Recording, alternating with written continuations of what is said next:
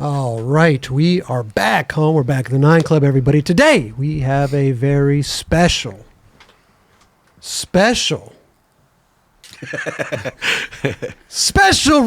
guest. Mr. Bam Margera is back with us. Yeah, man, what up? Dude, how are you? Glad to be back. I'm glad to be back here. I'm glad to be back skateboarding. You know, I took a decade of a hiatus just to get all larried up. I'm not going to lie, man. It's good to have you back. Let me tell you something. I'm watching you on Instagram. You're killing it. You're at Lot 11. You're here. I feel like you're doing a world tour right now. Yeah. You're everywhere. I actually haven't been home in about 9 months now. For real? Yeah, because my wife's a mermaid, and I remember. You're not going to gloss over that. It was September, mid-September, and I remember in Pennsylvania, she's like, "It's really chilly out." I'm like, "Oh my God, wait till January. We are screwed." So we spent the whole winter in Tampa and Miami, and which was a real good idea because, you know, I've been skating with Jake Alardi and Jake Wooten every day, and like these guys are like pros that are on the Olympics, and I have found myself, you know, trying a lot harder than what I would usually be doing at home. You know, some shop rider coming over to cruise around the park, I'd cruise around the park too, but when I'm seeing this gnarly stuff go down, then I tend to step it up a notch. And it works out really good because my wife is a stretch coach, and I never even stretched at my prime when I was like riding for Element and all that at 20 years old. I would stretch a little bit and be like, all right, I'm bored. Let's just go for it. But now I lay on a table an hour a day. She does all the work. For and real? Like my legs are 100% back. Like it's crazy. Oh, yeah. So can you touch your toes? Sick. Oh, yeah. For real? And back in 2013, the doctor said that my legs were so dehydrated from alcohol abuse, they were like dry rotted rubber bands. And he said, reach down to try to touch your toes. And I did. My hamstring popped and I was out for a year. Oh, my God. Which made me want to drink even more. So, like, now that I look at the big picture, I hit such a brick wall with everything that, you know, I didn't want to skate. Nothing made me happy. You know, not even 2 Lamborghinis in the driveway, a Bentley, and well, you've done all that. Yeah, and like you could even tell me by owning a nightclub for 10 years in Westchester, you could tell me that Metallica's playing right over there. You have VIP passes, they want to meet you and everything, and I still would be like, I don't feel like it.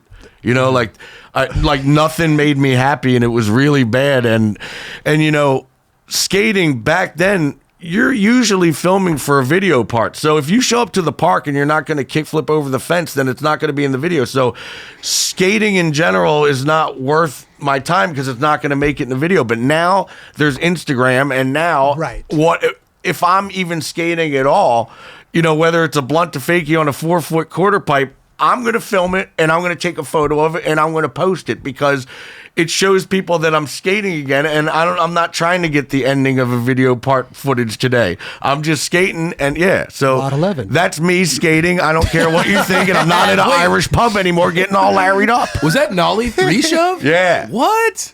That's a hard one to do. So you're telling me that you almost got kind of over skating because you weren't filming for video parts? Is that what I'm hearing? Or like... Well, I guess it was a mixture of a lot of things. At first, it was like, if I went and skated somewhere, whether it's a demo or not, let's say I'm skating in Oklahoma and some hometown hero shows up and he sees that I'm trying to do a blunt to fakie on a 10-foot quarter pipe, and he comes up and blunt kick flips out, and I'm like, I would just be like, well, I'm done. You know, you just one-up me, so I'm done. Not thinking if like, you know, this guy just wants to skate with Bam and show him that he's a good skater. I would get all offended by it, and I would stop skating. Right. And you know, another thing, thanks to MTV for the fortune and fame, but no thanks to my skateboarding career, because when we had 40 people there to film from 9 till 9 at night, to try a trick for an hour is only 1 second of screen time if you land it, and that wastes a lot of time for footage. And, you know, we would tend to use that time for more dialogue rather than skating. So my 5 hours of skating every day slowly turned into 3 to 2 to 1 to none. I remember you coming on the show years ago and telling us like that was kind of a big thing. Like the producers and stuff wanted just to move on from stuff, and like somebody would be trying a trick and you're like, no, he's gonna fucking land this. Yeah, you're gonna keep the cameras going. Yeah, I remember I flew in Danny Way with a helicopter to land in my backyard when the skate park driveway just got done, and he's trying to do this line like board slide on this thing and then air into the bank, and you know, he was on his 20th try, and you could really tell he was stressing and wanted to land it. And, you know, the producer, Pete, was just like, look, man, we need to move along. We got a whole crew. We can't. I'm like, dude, listen, you don't understand skateboarders. We have to sit here and wait till he either lands it or gives up. You can't just end it on somebody like that as a skateboarder. And, you know, being a pro, I want to get good footage. So if I want to switch back tail a rail, you know, they would be like, well, dude, this, you know, Viva La Bam's for like generally 13-year-olds, so they're not going to know if it's a regular back tail or not. So just do a regular easy one, get it first try. I'm like, no, I'm a pro skater. I want to get the hardest trick I can do on this thing. Right. That's the whole idea. I'm not just going to do a quick little Smith grind and call it a day, you know? So even the Viva La Bam years, like I feel like much was like a big part of it, and then it kind of like, teetered off a little bit. Yeah. Because you were... And, you know, dude, my whole life was like, when the sun went down, the only thing that I knew how to do was to go to a bar and sip on drinks, crack jokes, and whatever. And, you know, everybody there would be like, yo, Bam, Margera's here. Yo, Bam, you're the man. You're the man. So when you keep hearing that you're the man, you keep thinking that. And then one day you wake up, you're like, I haven't done shit in like a year or two. I am definitely not the man. But, you know, like, I seriously just, I looked at my driveway. I was probably 35 or something, and I'm just looking at 2 Lamborghinis, a DeLorean, an Audi R8, a Porsche Panamera, a Range Rover, a Bentley Balenciaga, all these cars. And I'm like, I have ran out of goals. I've ran out of wishes. I'm just going to party now. You know, and my wife at the time was like, you want to go out and drop ecstasy? What are you, in 3rd grade? You know, are you in high school? I'm like, well, you got to think, you were doing that in high school and I wasn't. I was too busy going to Love Park and skating my ass off on the weekends, and you were doing that. Now I'm 35 and I haven't done that, and now I want to start. Doing nollie lip slides at Love Park, right? Yeah, that's how you justify it. So I was definitely a late bloomer. Even the 13 treatment centers that I went to back to back, they always interview somebody like, so when was the first time you started drinking? They usually say like 12. And when was the first time you started smoking cigarettes? Like 13. I'm like, first time I started smoking cigarettes was 28. They're like, what? When was the first time you started drinking? I'm like, 22. You know, like, what? Like, I'm like, yeah, man, I was a pro skater and I didn't want alcohol to affect any of that. You can't bounce on a handrail being drunk. So I never was into that until I started to hang out with like straight up rock stars, you know, like everybody from Iggy Pop to Nikki Sixx to, you know, the Bloodhound Gang. My brother CKY, they've toured with Guns N' Roses, Metallica, Deftones, and everything. So I've been on the tour bus. I know the lifestyle, and you know, to hear all these stories, you know, Ozzy Osbourne was crazy. He peed on the Alamo during his tour. I'm like, my drummer came on the Alamo naked. What the? Like, it's a different time and place, man. You know what I mean? Fuck, dude. But so you're doing good, bro. I mean, you got your you're stretching, you're skating. Skating, man. I'm telling you, dude. You know, it's its own drug. It's its own thing. Naveed the Shaman Wizard. He's like my best friend, and he puts things in terms to make me, you know, understand better. For instance, he'll grab a skateboard and be like, what is this? What is this? I'll be like, well, that's concave. He's like, no, it isn't. I'm like, yes, it is. That's a concave skateboard. He's like, but I'm looking at it from below. I think it's convex. You got to look at it the other. I'm like, all right, wizard. So he's like, Bam, if I could let you, say I was the genie of the lamp and I was going to let you keep one thing, what would you keep? Now I'm going to give you 24 hours to think about this because it's important. Now I'm thinking, is this some kind of thing where I'm going to keep love, or I'm going to keep happiness, or I'm going to keep world peace? Health. And I can't keep my son because of this custody issue, so I'm not going to pick that. So the next day, he's like, so what are you going to keep? I'm like, I'm going to keep skating. He's like, well, you could keep skating. But as soon as you stop doing it, then you're not going to keep skating anymore. So if your wish is to keep skating and that's the only thing you can keep, then I'll let you keep it. Isn't it funny how just a little thing like that can like flip, what are you gonna flip keep? the switch? Wow. Just like that. Most people would be like, I'm going to keep my brand new car, or I'm going to keep my bank account. No, I'm going to keep skating because that is what got me to where I am, and that's what made me happy. And everything will come from that, you know? So if I keep skating, then friendships will come from that, sponsorships will come from that, and whatever else. So I had 24 hours to think of it, and he said, all right, you want to keep skating? I'll let you keep it. Perfect. And it's been worked. And here's the thing, though. You kept doing it. You kept skating.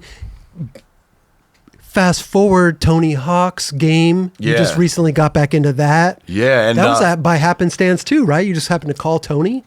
I mean, this is crazy. I haven't probably talked to him for a year. I mean, we used to talk all the time, but when I was on my bender and I was like bloated from alcohol and I was 250 pounds and I didn't want to see anybody.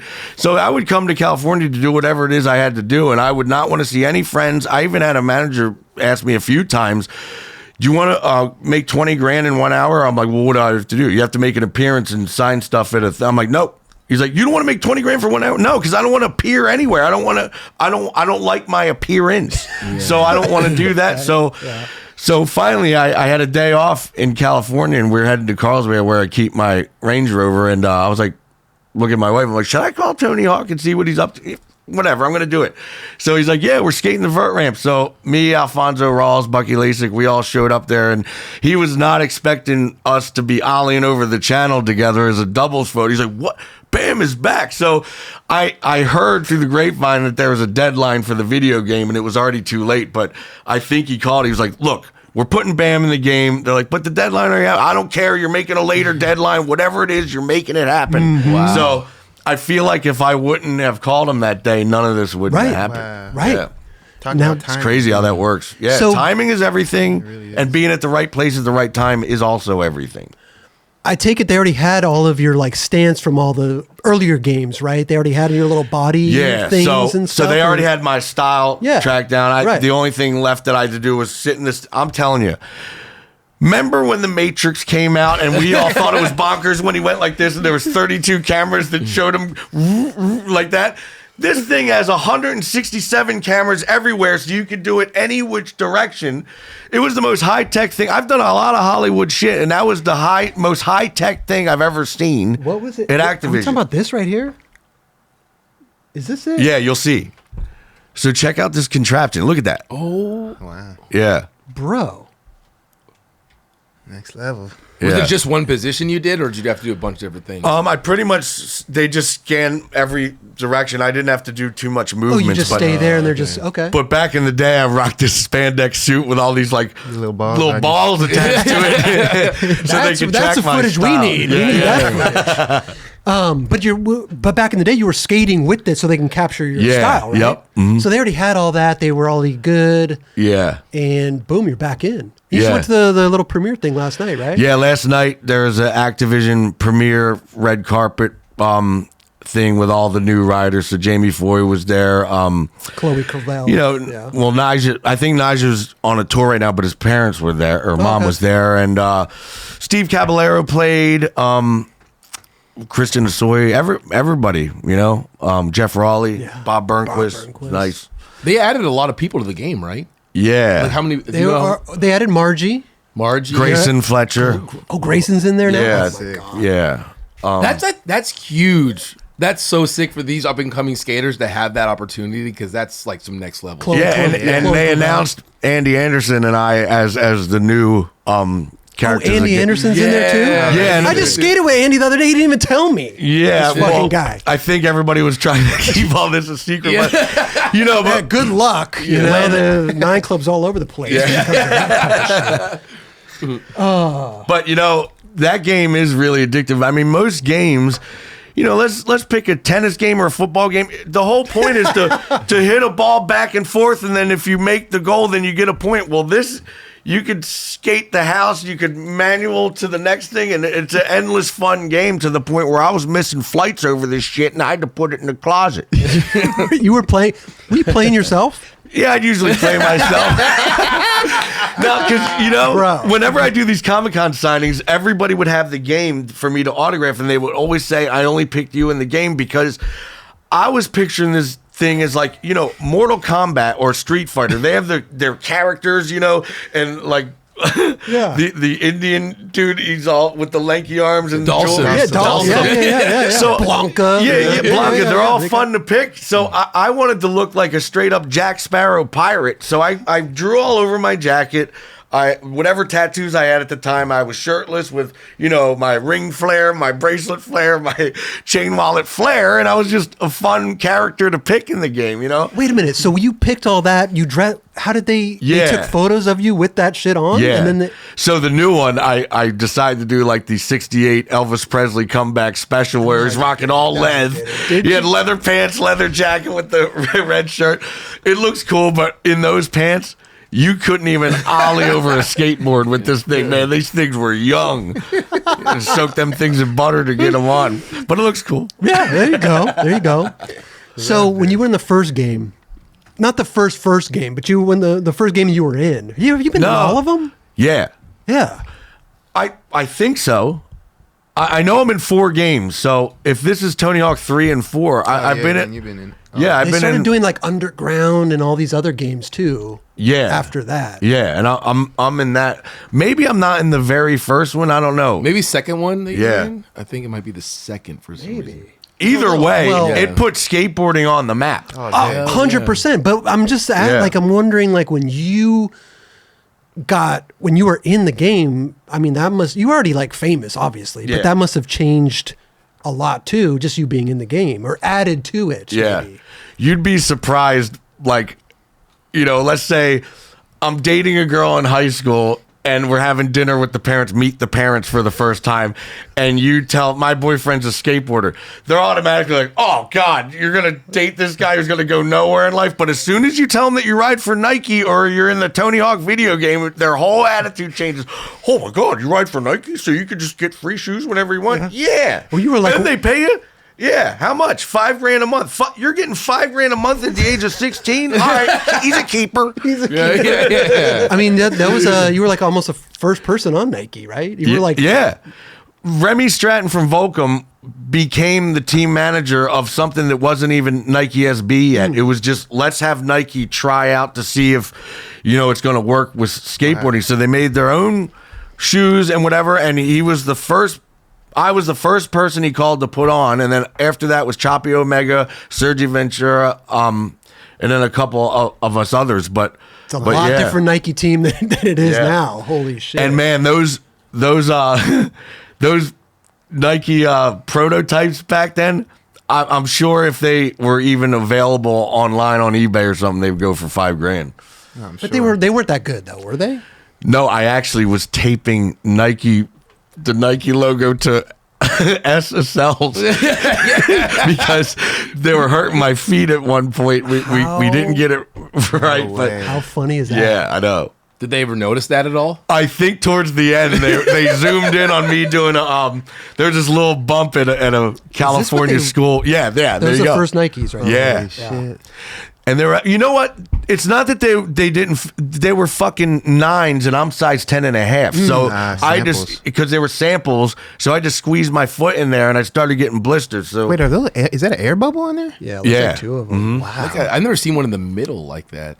And then they called they it, are right? sick looking. Yeah. They called it on the team though, eventually, right? It was Eventually, like yeah. First iteration was like, okay, this isn't I working think or something. because skaters back then were so like die hard, like, what? We're not going to let Nike in on our skateboard thing. We Corpo's coming yes, in. Yeah. we are Spitfire. We are independent, and we are anti-hero, and we anti any Nike bullshit or Reebok or Adidas or any of this shit. But you didn't That feel was any of that though, did you? Not really. No. Yeah. It took a while for them to kind of get in the game, but at the same time, they were seeding and trying to get their little. Remember Consolidated make those dunks, the banana? banana dunks? Yeah, Just, like yeah. trying to shit on them. I was like, people were not happy with Nike coming in at first. Yeah, no. Were the checks good at that point for Nike? It started off as $5,000 a month, which was really, really good at the time because I wasn't really getting anything at all except free stuff from Toy Machine and Spitfire and whatever. But to get any money at all, that was a huge amount. Only to, it was really weird because I remember, I grew up across the street from a sewer factory, so I was always like busted on in school at whatever. The house wasn't that big or anything. So I remember my dad was talking about how we were going to lose the house if we didn't cough up 40 grand to pay off whatever. So I did everything I could to try to pay off the house because I didn't know where, if we're in this crappy house and we don't have this house, then where the fuck are we going to go? So I made CKY2K, which sold 1 million copies through word of mouth, and that solved that. Who was distributing that back then? Back then it was whoever 411 was. Oh, yeah. Yeah. Okay. So Giant Distribution? it was Giant Distribution, but it yeah. was called something different. I can't think about now, but yeah, they were real honest with the paperwork. We did it with Tom Yetto in the beginning, and I remember they were like, yeah, it's only sold in America. I'm like, really? Because I just came from Iceland, and here's a copy that is in PAL format, which means that you're print. So then I did an audit and found out that they owed whatever. Yeah. That that video's amazing. That saved your house. Yeah, The CKY2K. for sure. Damn. What a fucking iconic video, too. Yeah, and Shit. to go from a shitty 89 Buick Regal that my aunt gave me for free that I painted a giant misfit skull on the hood, pulling up to my girlfriend's house, whose her dad owned a Chevrolet dealership. So they had a nice big house, and I could already tell that they weren't fond of my Buick ass, rolling up. but from a Buick, I went straight from a red Ferrari Medina. So 89 Buick Regal with a misfit skull on, straight to a fucking Ferrari Medina. I'm picturing a Navy Buick also. Yeah. Some type of... Yeah, it was. Yeah. That was your first... You bought the Ferrari... That was your first big purchase, a Ferrari? Yeah. Well, in between was like this black 84 Honda Accord for like a really quick moment. Okay. And you then drove those to spots? You went skating in the Ferrari? Like you pull up to like Love Park with that? Yeah, and it didn't really go too well. What did they think? What did they think? I don't know. I didn't think anything of it at the time, except that's my car. So, like, to pull up to FDR, in a red Ferrari, I'm looking at it now. It's like all these dudes are skating just as hard as I am, and they're pulling up in shit that is backfiring with a donut tire and fucking duct tape as the side Buck's window. car. That. And then I just pull up right next to it. It's, I can see in their mind, like, I didn't do anything wrong to them or talk shit on them, but it's just kind of like, fucking dickhead, who's he think he is, Yeah. Now that I look at it at the big picture, but at the time, I didn't Just know. gonna go skate FDR. Yeah. I just got my dream car. I know. And just having that car, to park it anywhere, you're constantly worried about it, and you're constantly, wondering, oh man, the Lamborghini Murcielago convertible, because it's a convertible, always worried about it. I would pull up to that thing, there would be fucking frappuccinos on the seat that people would throw in it, just because, haters are going to hate. Yeah. When you're not in Hollywood and, people had to grow up with you knowing that you're the kid who grew up across the street from the sewer factory and blah, blah, blah, and not invited to any of the high school parties. And all of a sudden, every girl from school wants to date you just because you're on MTV. And now that you have a Ferrari and you see this whole big, you get a lot of haters. And the more followers you get, you're going to get more haters. The more fans you get, you're going to get more haters. Did you get Castle Bam shortly after that or before? When did Castle Bam? That happened after the first season of Viva La Bam. First season. So the second season, the first episode was me buying that house and having Slayer play the grand opening, as all the neighbors threw me a welcome to the neighborhood party that I did not show up at. I remember you. Yeah. That was probably 25 years ago. They still hate me. They still, and you still own the house, which is great. Yeah. I just feel like it's something I just can't get rid of because I've invested so much into it, whether it's an indoor skate park, massive with heated floors, and then the skate park driveway, and then inside is like a T-shirt printing thing with band equipment, so recording studio. We have Prince's soundboard from Purple Rain because when he passed away, Paisley Park was clearing everything out, and because his name is Jim Rhoda from Fireball Ministry, a band, but he works for Dave Grohl at the studio down there in Studio City. So he called up my brother saying they're clearing out Paisley Park. If you want Prince's soundboard, you need to leave Pennsylvania now and go get it. He's like, I'm on my way. So yeah, that's a pretty gnarly street cred to have. God damn. Fucking Prince's soundboard at Castle Bam. Gnarly. But I feel like even like you've kept it for so long, but I feel like it is so iconic that if you did put it up for sale, it would be this big thing, like Castle Bam's up for sale, and because it's fucking iconic. I'm sure it hasn't changed much either. I mean, it should be a fucking museum because you'll drive around Pennsylvania and you'll be like, Mark Twain once stayed here. I'm like, what the fuck did Huckleberry Finn, what did he do? Float down a river? Like, I've had Iggy Pop play at my house. I've had Tony Hawk doing McTwist in here. I've had Slayer play the grand opening. I've had every musician from Dragon Force to fucking G Love and Special Sauce in here. Like, this place is a museum. Do you ever give tours, or do you have people give tours of the place? You still give the gate code out. I mean, dude, I really would. Anybody would ring the gate and wanted to skate, I'd usually just let them. But the problem is the two rules that I had for Castle Bam is throw your fucking shit away because the trash can is free and you can't seem to do that. I'll open up the door, there'll be beer bottles everywhere and whatever, just a mess. And then the last rule is shut off the fucking lights when you're done.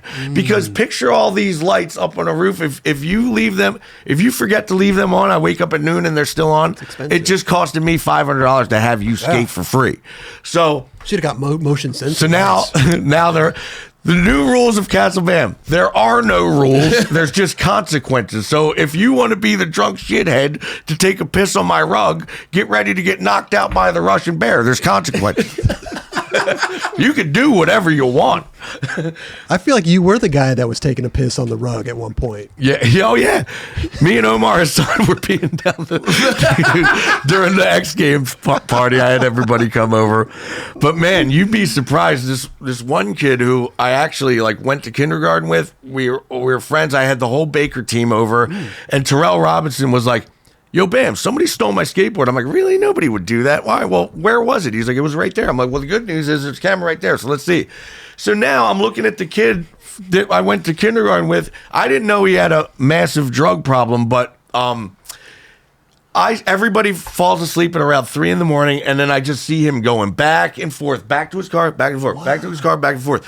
And then he has shorts on and he steals my BB gun rifle and he puts it in between. You can see the whole thing hanging out of his shorts. And I'm like, this motherfucker. So then he does take his skateboard.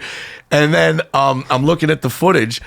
You could see my whole driveway with all these cars lined up. And he's going in them one by one by one. Wow. So I'm like, hey, Blaine, why don't you come over? We're having another party. He's like, oh, cool, yeah, I'll be right over. So he comes over. I'm like, come here. And I take him to the editing room that looks just like this. And I'm like, fast forward, fast forward. Whose car are you breaking into right now? And he's like, that's my car. I'm like, it's not, but let's say it is. Put your fucking finger on it. So he puts his finger on it. Fast forward, fast forward. Now whose car are you breaking into? That's my car. I'm like, it's not, but let's just say it is. Now whose car are you breaking into? That's my car. It's like, boom. He's like, yo, you just broke my nose. What the fuck? I'm like, yep. Boom, don't fuck with my intelligence. Cops come, they go through his car, they find so many credit cards that aren't his name and all these like needles and shit for like heroin or speed or whatever the fuck. But he went to jail and you know, serves you right, man. Did Terrell get his board back? Terrell got his board. I don't know if he did, actually. I really don't. But I was just happy to see him get locked up because, you know, out of all the missing shit from my house, it was nice to finally catch one guy in the act. I was gonna say though, like I bet people would take a lot of shit though, because there's people in and out parties, all this stuff. Yeah, when I would have parties, I you know, my stick shift from the Audi R8, you could unscrew it and just keep it as a souvenir. You know, the Lamborghini gas cap, which costs $1,000, believe it or not. You know, and then random things like ketchup and toilet paper just to say, oh, Bam's toilet paper from Castle Bam. Bam's mustard. Yeah. What the fuck? Yeah, like, straight up. Prove it. Prove that that's Bam's mustard. But if out of all the jewelry, it would be a mountain up to here of all the stuff that I either gave away drunk or just simply lost or misplaced. It would be well over $1 million and it would be a mountain up to here. Is that I've never been there, but is the skate park and everything like connected to your the actual house, like the living quarters? No, it's a big barn down the hill. Okay. So that's the good thing about it, because I don't hear the noise if people want to skate all night, and but to not skate and to hear all this like cheering, hearing all this gnarly stuff going on, whatever I'm doing at my house, I would realize, is not as important as what's going on down there. And I'm 250 pounds on pills that I'm forced to take under Paramount jackass contract that and all the side effects are off balance, weight gain, erectile dysfunction, stiff muscles, hair loss, all that shit. And I was in suicidal tendencies, and I was really getting them. Really? Yeah. And then when I stopped taking it, they were just like, well, looks like you're not getting your $5 million because you stopped taking your medication. Yeah. What's the point of getting $5 million if I'm dead? Like, I had to stop taking it. Then we went to court, and then, 2 years of me pulling my hair out finally came to an outcome where I can say I'm happy with the outcome. Okay. But was it the money or just about, I mean, it had to have been about the money, but also Jackass, like that's also like a extension of yourself too. Like Jackass was like a part of you. And to be so fucking like, they took out of my pay $9,000 a month to have a dude follow me around. Everybody was staying at the Roosevelt, but they made me stay at like a hotel 2 blocks away alone as a guy is watching me to make sure I don't drink or anything. Meanwhile, they're all drinking by the fucking pool bar. But because I have such a big problem, and I would get up, I showed up on set and it was like, blow into this thing. All right, you're not on any alcohol. You're lucky to be filming. Now go out and be funny. It's like, I don't feel like being funny anymore. And then when COVID hit, we went on a fucking hiatus of nearly a year because we didn't know. We were getting ready to start filming. Then COVID happened. They put a ban on everything. So now I'm at home 3,000 miles away. I have to blow into a sober link 4 times a day. I have to take random piss tests. If my phone goes off and beeps and I'm at a nice dinner or a meeting, I have to stop whatever it is I'm doing, including this, and go straight to an urgent care to pee to see if it's hot or not. And if it is hot, even if I had a Miller's Light, I'm fired and I don't get $5 million, and they wanted me to go to treatment for $90,000 and pay for it all on my own, or else. I'm like, all right, well, what if I pay for this $90,000 worth of treatment, and then when I get out and I do have a beer, then you don't get the $5 million? I'm like, you guys are like already setting me up to fucking fail. This already isn't fun, and I'm actually really glad that I'm not in the 4th movie, because it should just be called Fat Guys and Butt Floss or Jack Flop 4, because it lost its magic completely. It was supposed to be a tribute to Ryan Dunn, and it completely got ruined thanks to Jeff Tremaine. And I'm so mad that I had to stop skating like as a pro, jumping down big shit, because I was getting these bumps on my feet like bone spur calcium deposits. And I'm watching a rerun 5 years later of Viva La Bam, and it's the one where Knoxville's in it, and he smashes the top of the Hummer off, and then Ryan Dunn comes in with a motorcycle at 5 a.m, revving his engine in the. So I wake up from bed, open up the door. There's all these hundreds of sharp tacks that I step on, and when I hit pause on the thing, I'm like, bone spur. Knoxville ruined my fucking money makers. Like, it's funny to do Jackass thing, but to mess with a professional skateboarder's feet. Get into a bare knuckle boxing ring with me, Knoxville, and I will fuck you up. That is still. I will send you on a lunar orbit. Sheesh. Was that in the movie? Was that it was in Viva La Bam. That was in Viva La Bam. But I didn't sign up to step on all these tacks, and because it was such a slow process of the bumps on my feet, I didn't know how it got there. I didn't know why until 5 years went by, and I'm doing a rerun. I'm like, it was the fucking you think tax. That was it was a Fuck tax? Yeah, it was a fucking tax. And for them to put me through the fucking war of what they put me through, filming behind my back, like just being in treatment, flicking channels in Jupiter, Florida, watching them do Shark Week. I can pretty much look out the window and probably see them filming. You don't even know what that feels like to be so betrayed and just fucking abandoned. You know? I feel like, would there even be a Jackass if it wasn't for you? Yeah, well, though, I mean, 4 completely ruined. If they even do a 5, I don't think anybody's going to give a fucking. They could offer me $20 million, and it's always going to be the same answer. Hell no, I'm done.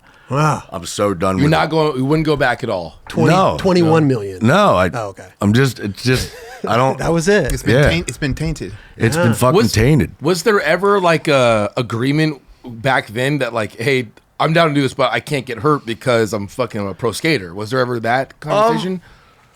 Not really. I would just say that there's certain things that I just don't want to do. Like, I don't want to get trampled by bulls because I can't control a hoof landing on my head and, going brain damage from it. But, to drop in on a brick wall into a brick, I could figure out how to fall and make it be funny. And, that's something that I would want to do. So you can pick and choose what you want to do. But I mean, wouldn't that be the first thing that they would choose to do if you told them you didn't want to do Well, that's something? what I did when I said I'll film anything except snakes because I'm terrified of snakes. All that meant was, you're terrified of snakes? Let's get a shitload of snakes and put them on BAM. Yeah. I should have said, I love snakes. Yeah, I should have said, I can't stand beautiful women and baby tigers or something. Reverse psychology. You know what I'm saying? Reverse psychology. I don't know why now that I think about that. Baby tigers are cute, though. Yeah. They're cute. They're no harm. But so when I finally 2 years of this lawsuit, I wound up being very satisfied. They made me sign a contract to say that I didn't win. I'm like, but I'm. What do you mean?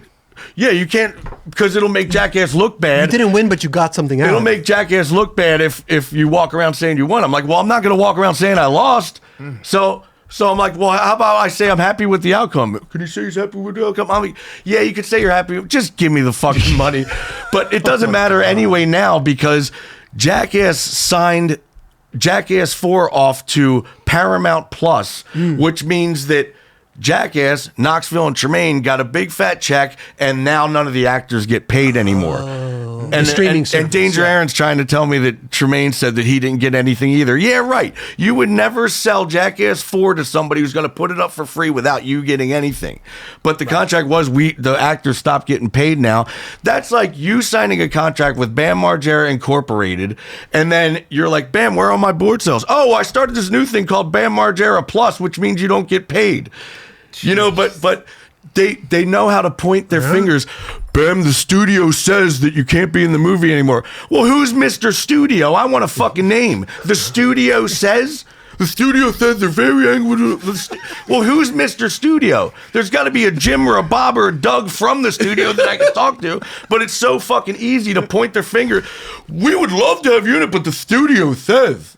Well, if you're talking to the studio, let me talk to the studio. They are the studio. They just wanted me to not be in it. Don't know why, but I mean, I was very happy with the outcome. But I mean, the thing was, I was drinking a lot because I was very bored, and I was waiting for something like Jackass 4 to happen so I could change my passion back to filming again and doing fun stunts and not drinking anymore.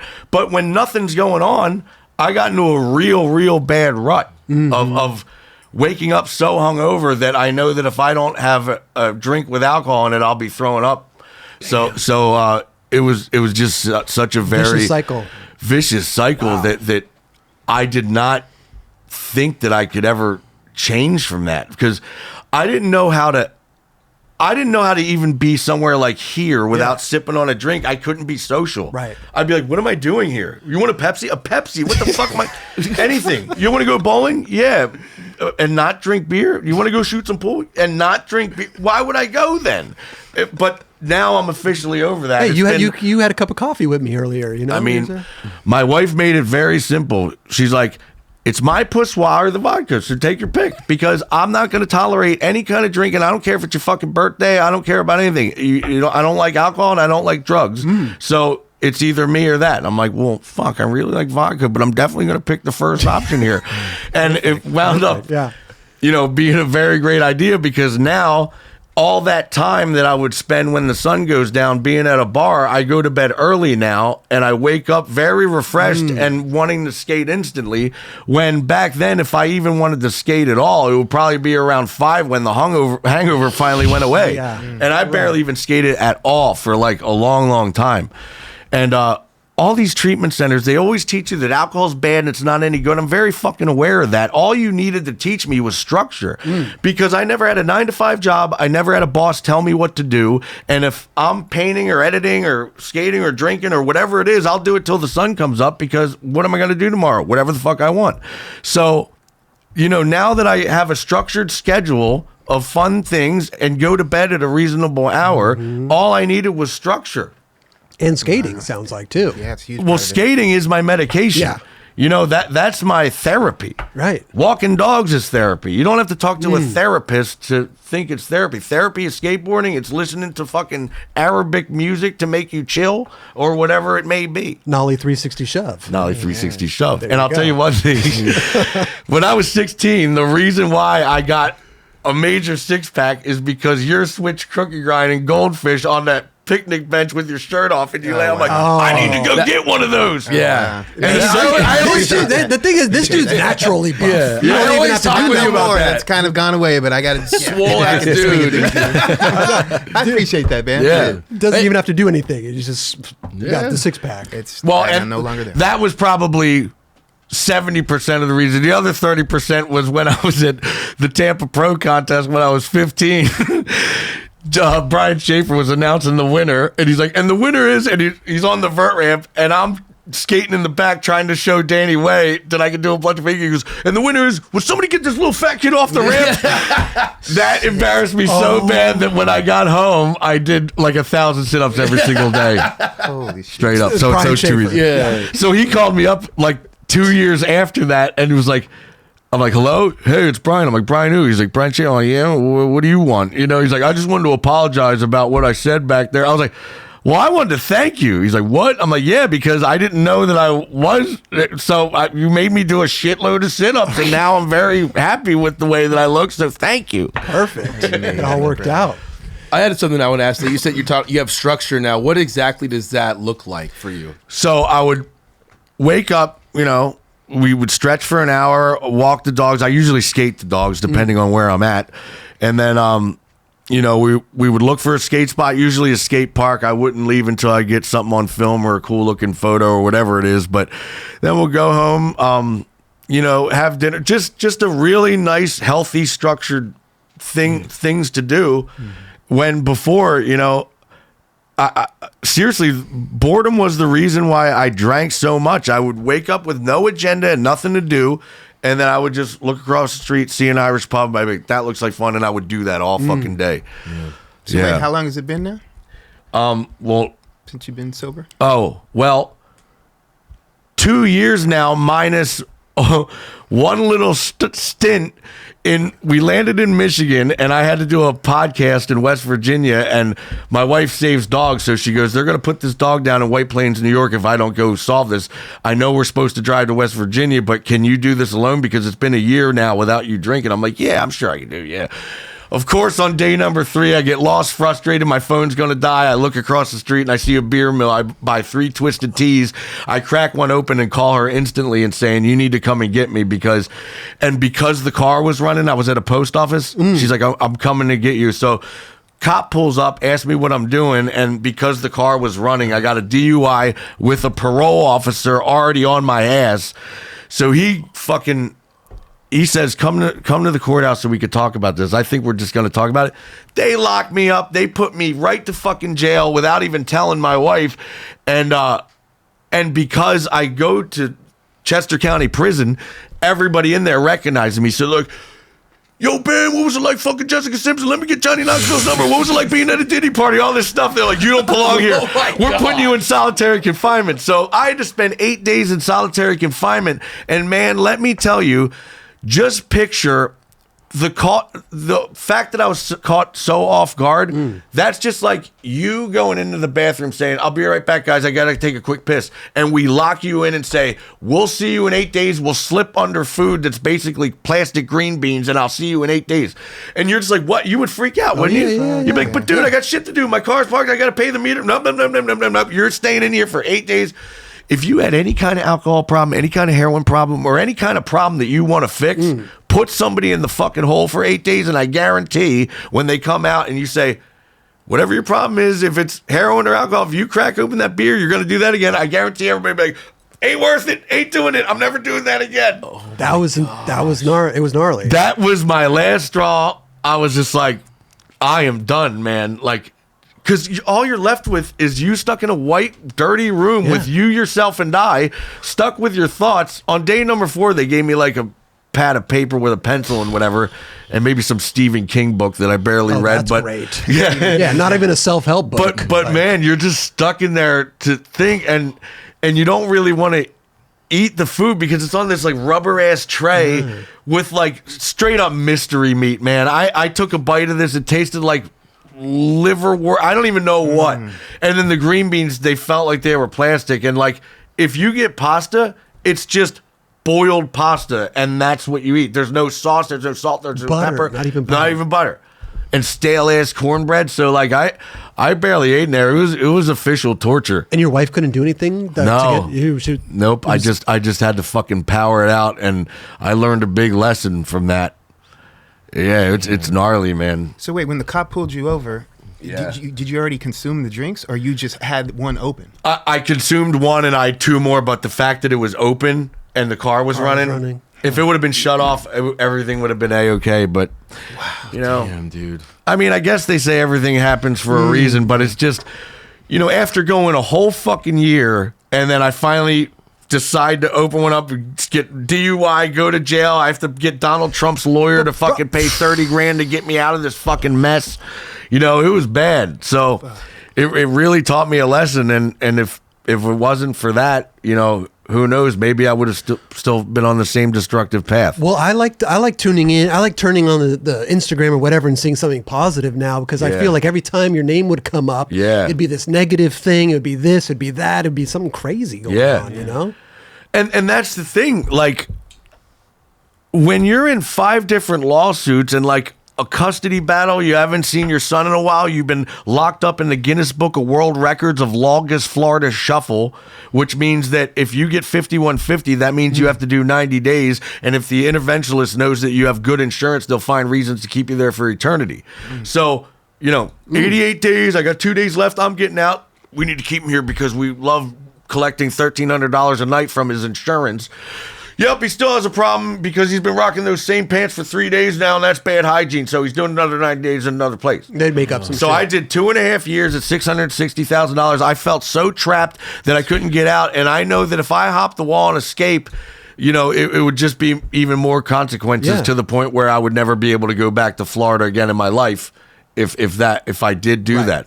So I just had to power this out, and it took 2 years. 2.5 years. I was just stuck in the system. Damn. Yeah. When you explain it like that, it just seems so fucking wrong, because it is from the medical system aspect, and these people just keeping you for $1,300. It's just you're fucking with someone's life. And here's what's extra wrong: if you're in a loony bin and you don't know who I am, you're just a doctor analyzing everybody, and you're sitting there trying to marry your own sneaker because you're nuts, and you're sitting there going, because you're nuts, and I'm sitting there going, yeah, Billy Idol cut off the roof of my purple Lamborghini, and then I shipped it to Pyongyang, North Korea, because Kim Jong-il wanted to look at it on the gumball rally. This dude is schizophrenic. And I'm sitting there, I'm like, they mark me off as schizophrenic. I am not schizophrenic, but you know, when you hear that sentence, of course, and you don't know who I am, if you look it up on the interweb, it's fucking true. Right. But I sound like a fucking nut. Did you really send your car top over to North Korea? Yeah, we were on a gumball rally, and we went around the world in 8 days. So I shipped the car from Pennsylvania to London, drove it to Serbia, put it on an airplane to Phuket, Thailand, drove it to Bangkok, put it on another plane to Sapporo, Japan, stopped in North Korea so Kim Jong-il could look at it, then Anchorage, Alaska, then Salt Lake, then Vegas, then LA to Detroit, to home. That does sound nuts, dude. That sounds nuts. Yeah. Somebody come get him because that's not normal. But I'm thinking I'm a lot of things, but I am definitely not schizophrenic. And now a year goes by, I'm like, wait a minute, dude. You know what? If that guy didn't know who I was and he's hearing me talk about a purple, this guy thinks he has a purple Lamborghini. He thinks he's friends with Billy Idol and he cut the roof off and then Kim Jong fucking North Korea hit my this guy is schizo. You're like, you got to verify this, dude. You can go ahead and do that. It does sound psycho. It does. But can you really even define somebody as manic bipolar? Because a lot of places said that I was, but when your attitude could change really quick by, all right, let's say you wake up today and I'm like, yo, Bam, you're going to be really stoked because you just got a check from Paramount for $1 million. You're like, yep, yeah. And then 5 minutes later, you're kicking shit because your fucking cat just died, So like, he's jumping around hip hooray and now he's fucking throwing chairs and shit. This guy is fucking manic bipolar. Right. No, I'm just hearing very good news in the morning and then very terrible news in the afternoon. It's all... Right. Yeah, that's just an example. No, for sure. Yeah. I mean, if anything, they should award you for your memory because, I mean, all the shit that you just named over this to that to here to here. How do you remember all this shit, bro? It's crazy. I don't know. I remember seeing snow for the first time when I was 2. Really? Yeah. Where the fuck was this? I know the capital of every country. I don't know. I just remember what I want to remember, Really? You know the capital of every state? Every country and state. Oh, every country and state. Yeah. That's impressive. Wow.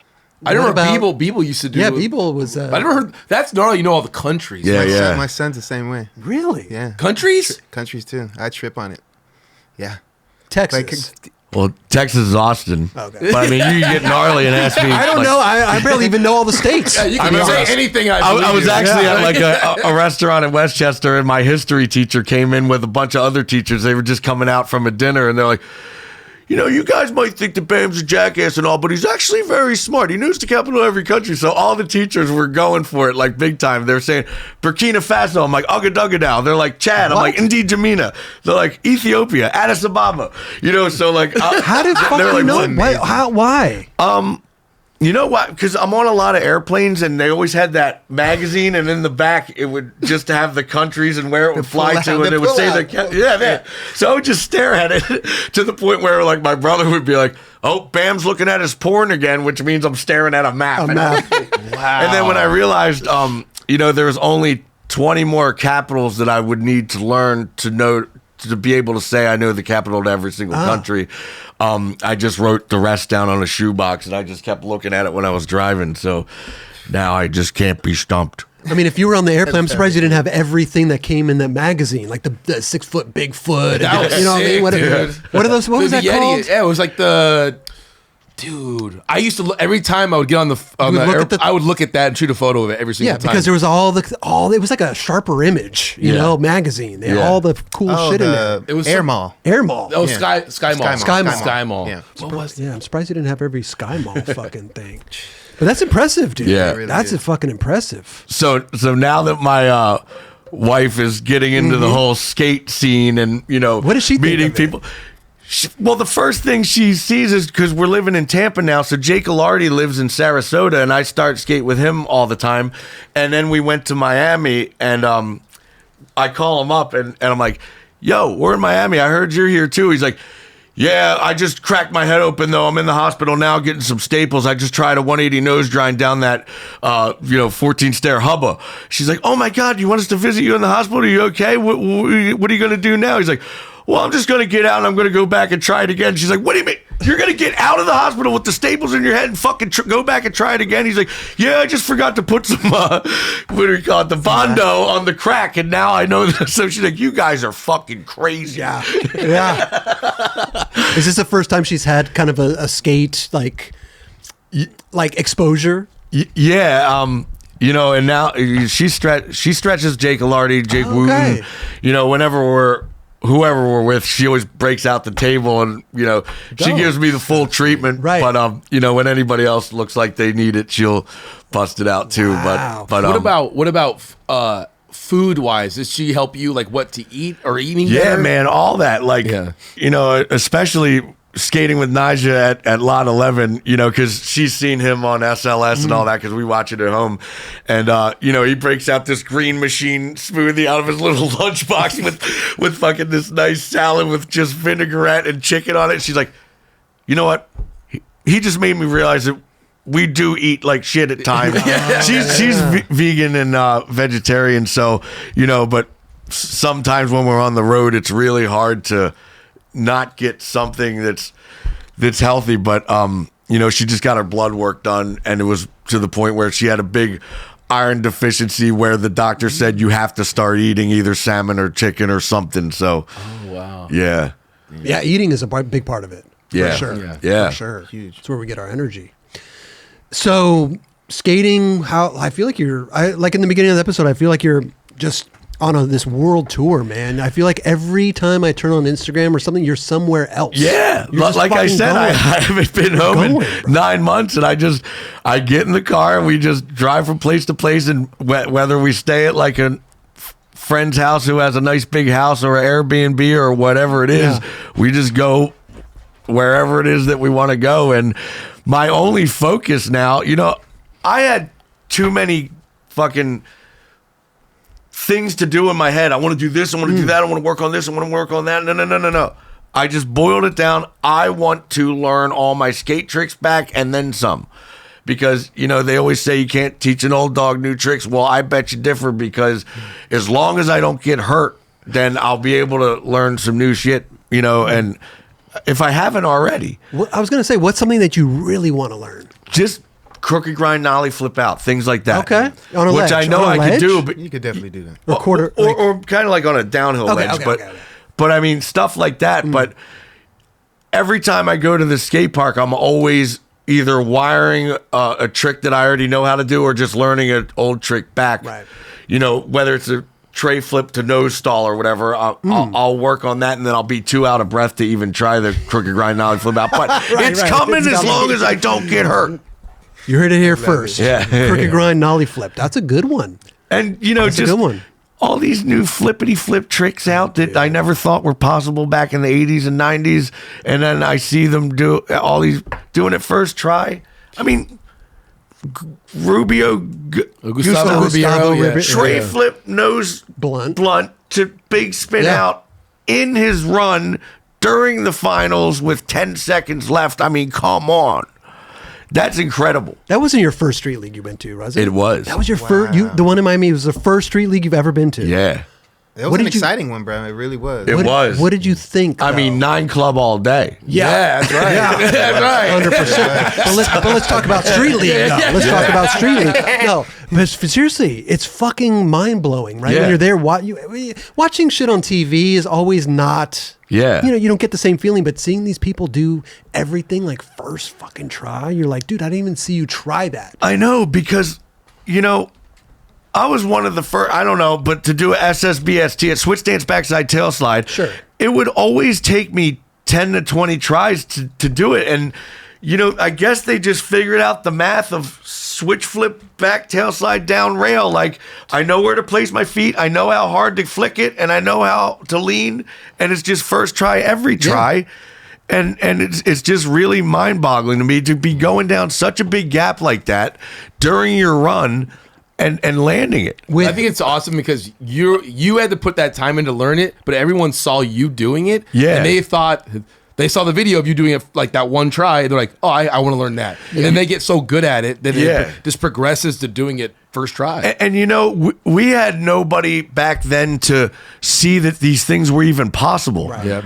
I remember I was watching some skate video a couple years back, and it was Chris Islam does front feeble to like laser flip out, and I'm like, what the fuck? Sounds like a Chris Haslam trick, yeah.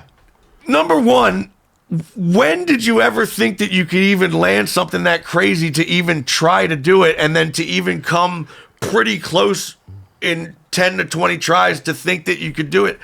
Like, I feel like he would have stuck there for 5 hours and then just got lucky and nailed it one time. Like, laser flip out from a front. What? But also, what trips me out the most is not even the tricks and the fucking gnarliness of the tricks. It's the consistency. Yeah. Like back when we were like early 90s, late 90s, 2000, like the consistency I don't think was there. Maybe for a few people, like Costin was consistent. Yeah. Like there was a handful of people. For certain tricks, I would say yes. But like, but to do some shit, an ender or like to do some shit. Yeah. In the early 2000s, every fucking try was like unheard of. When I would go big and there's a deadline to the video part and I'm planning on doing like some big 50-50 at City Hall in Philadelphia, I would prepare for a month. I'd be like, I'd look at it, I'd be like, all right, I'm gonna show up I'm gonna get it done. Nowadays it's like the Dern brothers wake up, not even breakfast yet. Oh, look at that 20 flat 20, let me go 50-50 it real quick. Like real quick. Like it's just like that. Who are you? I know you've been kicking it with the Dern brothers, and they're amazing. I love the Dern bros. And congrats to them for turning pro and all that. Like they're killing it right now. Do you have your eye on like any of the new up and coming skaters? Do you see anybody out there that you're like, oh, this dude is going to be sick or this girl's going to be dope? I mean, I gotta say, everybody is so incredible, and I feel very welcomed wherever I go. To the point where, I mean, when I come to California, I usually skate with Mario McCoy, Graysen, Fletcher. I skate Schexler's Park. He has an AA meeting there that we do on Mondays. Oh. And then Nigel's Park is right there. So Damo's there with Mikey Papa, and skated with Chris Russell the other day. So, It's just rad to know that, when I come here, I have a whole bunch of skaters. Yeah, family. For sure. Then when I go to Florida, there's a whole skate crew there. And, it's just really fun to know that my only mission of the day is to get a skate trick. That's my only focus. And I've been never happier. I've been more happy now skating because there's no pressure. I don't have to go be like, oh man, I gotta fucking kickflip over this fence right now because the video part deadline. No, there is no video part deadline. I'm just skating to skate. There's no, you gotta put it on Instagram. You gotta get a trick because of demos in 2 hours. Yeah, totally. But I think that's rad that a lot of people don't realize and don't even know about skateboarding is what you just said. You could be anywhere in their world. Yeah. And have that family. Yeah. You could be in some buttfuck wherever. I'm telling you, and have some place to stay because of a skater. You could post me up in Kansas. You could post me up on an island in the Caribbean. As long as there's a backyard half pipe and maybe a gym or whatever, I'll make do. As long as there's a skate park nearby and I have my wife and the dogs, And there's probably a skater there that would help you, take you in, show you the sights, and do out like that's what's rad. The community, and that's what's the most fun. I'm like Peter Pan with a credit card. I go wherever I want. I skate wherever I want. I'm hanging out with you. I'm hanging out with. I don't know where we're going next. You look at that right there. Yeah, whatever the fuck I want. Yeah, right? like shit. My wife was she had to go to the dentist and we got like an appraisal of like a $10,000 job. I'm like, hold up. You know what? This is a perfectly good reason to call up Bob Bergquist and find out one of those dentists down there in Brazil that'll charge $700 for a 10 grand job, and we actually found one. So now I'm going down to Caratiba. It's south of Sao Paulo, but I'm just going to spend 10 days there skating with the locals and looking at new parks. And the mission is to meet the dentist. But I mean, I was just trying to find a reason to go down there. That's a good reason. Yeah. And we actually have a rad place to stay at because Priscilla Presley's son is Navarone. He's my really good friend, and he has a big house down there. And he's like, dude, you can just have it with the car. You can fucking. I'm like, all right, I'm gonna take you up on that because we're going to see a dentist in the town that your house is at. So he's like, he's either gonna come down and stay with us, or he's just gonna give us the whole place to himself. But dude, I love that. Yeah. Do you plan the resources? Other than the dentist trip, like, do you plan a lot? Are you having trips planned coming up, or are you just kind of nomad, just go wherever? The only thing that I'm like fully booked on is usually every weekend I'm in a different state doing a Comic-Con signing because that's kind of what's paying the bills right now, you know. Kids line up out the door. I sign posters. I sign skate decks. I take photos, and you know, it's usually just a real steady line the whole time. They have them every weekend? Every weekend there's one happening, whether it's fucking Romania, Oklahoma, or Seattle, or Texas, or San Diego. There's always like 3 going on in the world at some place. So, I didn't know that. If I wanted to, I could find out there's one in Lima, Peru next weekend, and I'll pick that one to go. Maybe there's one in Brazil. But you do have to promote it, kind of. So I can't just call them up 5 days ahead of time and say I'm on my way. Oh, okay. You know, you got to plan it out. Maybe you have to have. Yeah. You have to plan out your space, right? You got to space prepping time. That's true. So I mean, I'm pretty much fully booked for the whole year, give or take some free weekends. When you we mentioned Brazil, we talked about Bob Burnquist, Tony Hawk game and everything, but you went to skate Bob's ramp recently. You didn't skate the mega, but you went with Tom Shar. We had Tom on the show, and he was like, "Dude, I was skating with Bam out there." This was the day he came here, right? Yeah. So, dude, he came to do the show. Oh yeah. So he's like,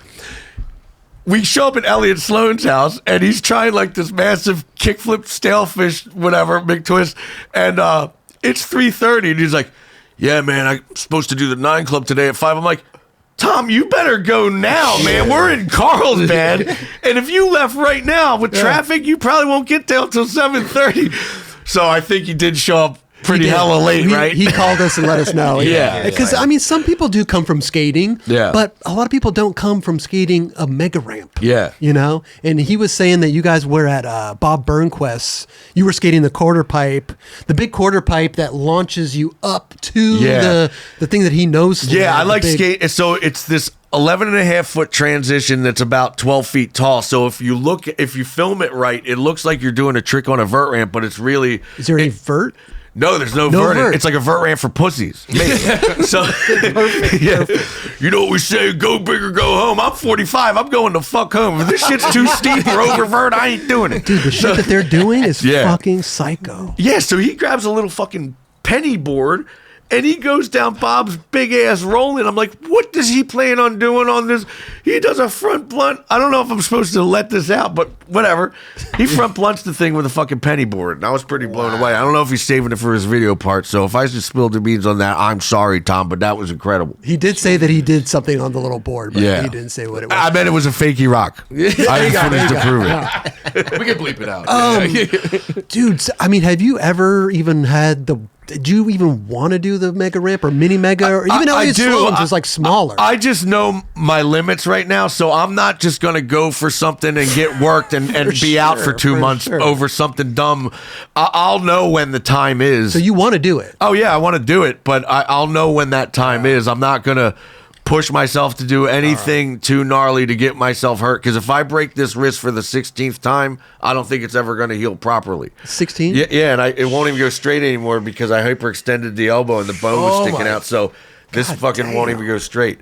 And that was when I was on so many pills, so off balance. It was a 3-foot quarter pipe.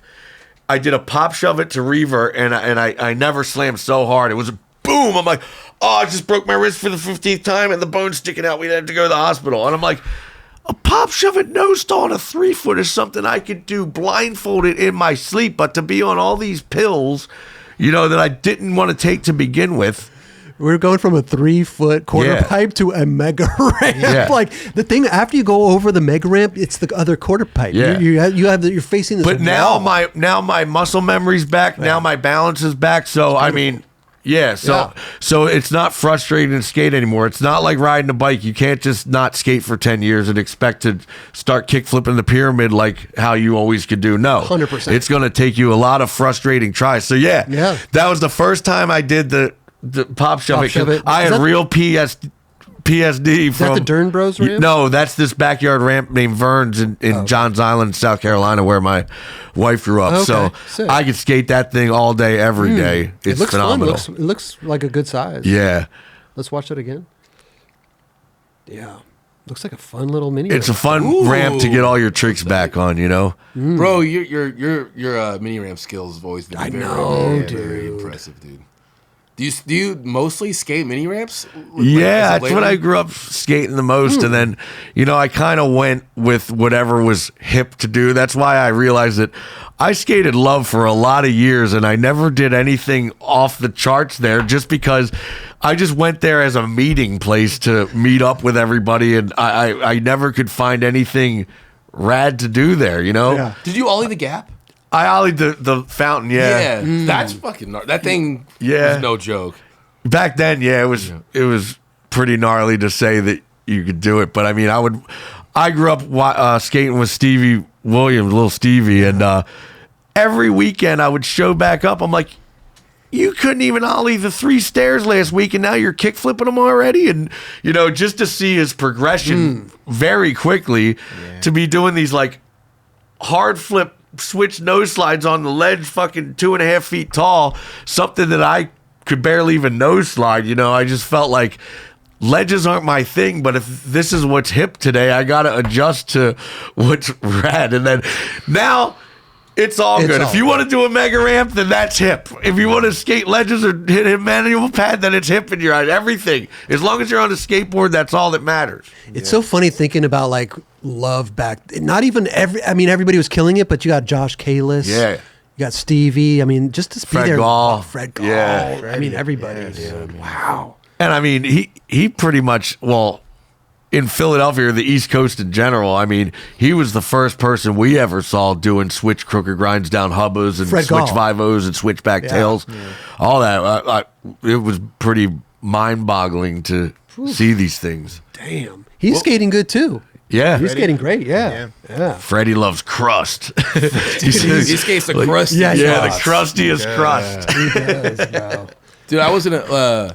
one of my favorite parts of yours, actually, I was just thinking about it, was in Feedback, you, Carrie, and Mike Maldonado. Yeah. What was filming like that like? Because that must have been like literally just like a lot of not pressure because you're filming with your friends. But that came out fucking pretty awesome, dude. Yeah, that was fun. You know, just because at that moment in time, every day we'd wake up and it would be me, Maldonado, and Carrie, and we'd all go out and, you know, skate together. So it was just really fun time. Yeah, this was the first time I honestly ever did a fucking lip slide on anything.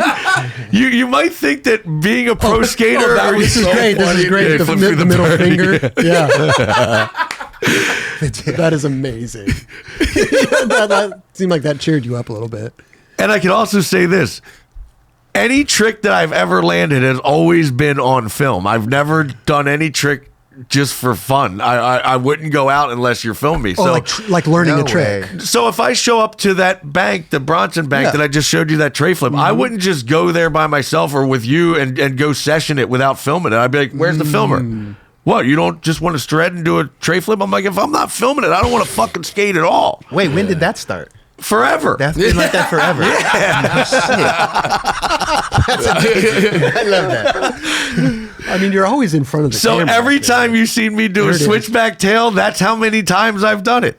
That is There wasn't any private times where I just did it for fucking fun. No, everything that I've done on a skateboard has always been on film. You learned it on film. Yeah, hell yeah. That's so sick. Yeah. I love it. Dude, just watching the old footage, man, the Love Park and shit. Now, Carrie Getz was one of the most consistent skaters I've ever met at the time. You know, any trick that we did back then, whether it's anything on a ledge or kick flipping pyramids, it would always take us 5 to 10 tries. But Carrie was the first person that would always show up and backside flip the pyramid first try, double flip the pyramid. He was so consistent. I'm like, man, you are the most consistent motherfucker I've ever met. Dude, I don't like double flips at all, but he had a good double flip. Oh, yeah. Carrie Getz had a great double flip. And he had such a kick flip on lockdown that I've never really seen him wreck a kick flip. It's kind of like Cory Juneau. I've never seen him bail a frontside flip. He just has it on such lock. And Carrie, too, at that time, his street skating was incredible, but he also killed the contest, too. He would get first place all the time. Yeah. Yeah. As a matter of fact, he got first place at Tampa Pro, which means that he could just show up at any old Tampa Pro and take his run. Look at that. Can you go back? Slow-mo that, and you'll see the SLs with a Nike thing taped to it. Let me see. Look. Oh, no way. God. You actually they are not Nikes, my friend. They are S shoes, SLs with a Nike thing glued to the some bitch side. That's amazing. Oh, I can see the S logo. Wait a minute. Would you actually cut a swoosh off of another shoe? 100%. That is incredible. He wouldn't even draw it on, bro. He would fucking cut it off. Bro, that's ingenuity thinking right there, dude. Nobody's doing that shit. Dude. That is incredible, bro. Yeah. I love that. That's so funny. I never realized. I know the story, but I never saw the footage, and this is the first time I realized that. That's amazing. Imagine you if one to get kicked off, bro. I know. Yeah. Imagine if one of them just flew off during the trip. You know, that was actually one of the hardest tricks I've ever done on a skateboard. I remember I wanted to do something weird and, heel flip, whatever, body varial. Yeah. Off that bump it took me a lot of tries, dude, and I had to haul ass to that. That's an Adams bump. Yeah. Yeah, it was a fun. Dude, I was skating yesterday with Figgy. Yeah. And he did it on flat, and he's all, bam. Yeah. Like everyone knows that trick from you. Yeah. Sick. That's a good video, man. It was fun, dude. Like Kelly was kind of saying, you were filming with all your buddies. Yeah. Like... A lot of this video especially seemed like you have the Muska part, but you have the Avondale part. Yeah. Like there was a lot of homie stuff in this, which was fun to watch. And it's always good to have like a song that you pick. A lot of videos these days, they just don't want to pay for the music, so they'll just put some generic ass beat that I just can't feel the vibe. Like when you watch Plan B Questionable and then Pat Duffy starts it off with that Primus song and then they got Big Drill Car with fucking Pennywise, it's like such an epic soundtrack that when you just hear some standard garage beat just to save money, it just makes the fucking video so much, music is 50% of a video part. I mean, when I think of music, I think of Plan B videos. Yeah. I think of Jamie Thomas. Yeah. Because Jamie Thomas had with Iron Maiden. Epic. Now picture songs. of Jamie Thomas's epic Iron Maiden song. He switched it to "Don't Tell My Heart, My Achy Breaky Heart." You would be like, either shut this surfing shit off right now or turn off the whole TV in general or turn down the volume completely because I will not watch these tricks. I don't care how hard they are. I mean, it's true. So, That's true. Teenage Wasteland. Yeah. We're always talking about how music is so important to a video part. It's almost like you said, 50, Hell yeah. It's 50%. Totally. It is. Because every song, every song will remind you of that person. So it comes on the radio, you're like, oh, Jamie Thomas, whoever. And even all the 411 videos, when it starts off with those nice slow-mos to the if it wasn't in slow-mo, it wouldn't fit the vibe of that song. No. Did you pick all the songs that you skated to? Oh, yeah. Yeah. Yeah, I was really anal about that. Even with like MTV, I would find these like underground bands that I would really want to push, and they always wanted me to push like Justin Bieber type stuff that probably, I don't know if that would have, people would have thought that I was a sellout or it would have helped or hurt, but I always picked like underground like metal bands from Scandinavia that I think deserved a chance or the riff just fit very well to whatever it is we were doing. I think that's what made it special though. And I, for sure. I would not want to play anything that you've already heard on the radio before to ruin it, because if you have like a Jimi Hendrix song that your memory of that is like whatever, going fishing with your dad under summertime lake, whatever, and now it's in your video part. No, I want a fresh new song that you've never heard. So every time you hear this song, you think of me and my skate moves. I could picture MTV also. I could see them wanting you to use the hip shit at the time. Completely. And the fucking newest music video that came out. And kudos to you for going against the grain, bro. Thanks. It's more fitting that you would put the shit that you like versus Justin Bieber or some shit like that. Yeah. I always heard, I think we talked about it on the last episode you were on, was like you had to fight for a lot of the shit that was in Viva La Band. Oh, yeah. And I think that was like, if you just gave up and threw your hands up, like it wouldn't be what it is. Like you having to fight for that made it fucking epic. Yep. I love that. Have you ever thought about, or have anyone approached you about doing another or a reality type show? I don't know. That's why I kind of hit like a real fucking brick wall when all that YouTube shit started happening and TikTok and whatever. And, people would be like, dude, if you start your own YouTube channel, if you get 5 million hits, then you might make $2,000. I'm like, what the fuck? I get $100,000 per stunt for Jackass. I'm not going to waste my fucking time doing this. If there's some new YouTube sensation that would want me to make an appearance, they would either offer me nothing or like a really low amount, like $5,000 to $2,000. I'm like, I'm not. I mean, even if I really needed the money at the time, having a lot of fucking lawsuits will drain your bank account quick. But I'm still not going to stoop from $100,000 to do one stunt with the Jackass type thing, than to do that for only $2,000 to $500. I'm not going to waste my time. It's like almost YouTube and all that internet stuff ruined my motivation completely. But a lot of these YouTubers and TikTok, they're taking from what you already did. Yeah. Like you already did all that. Yeah. You know?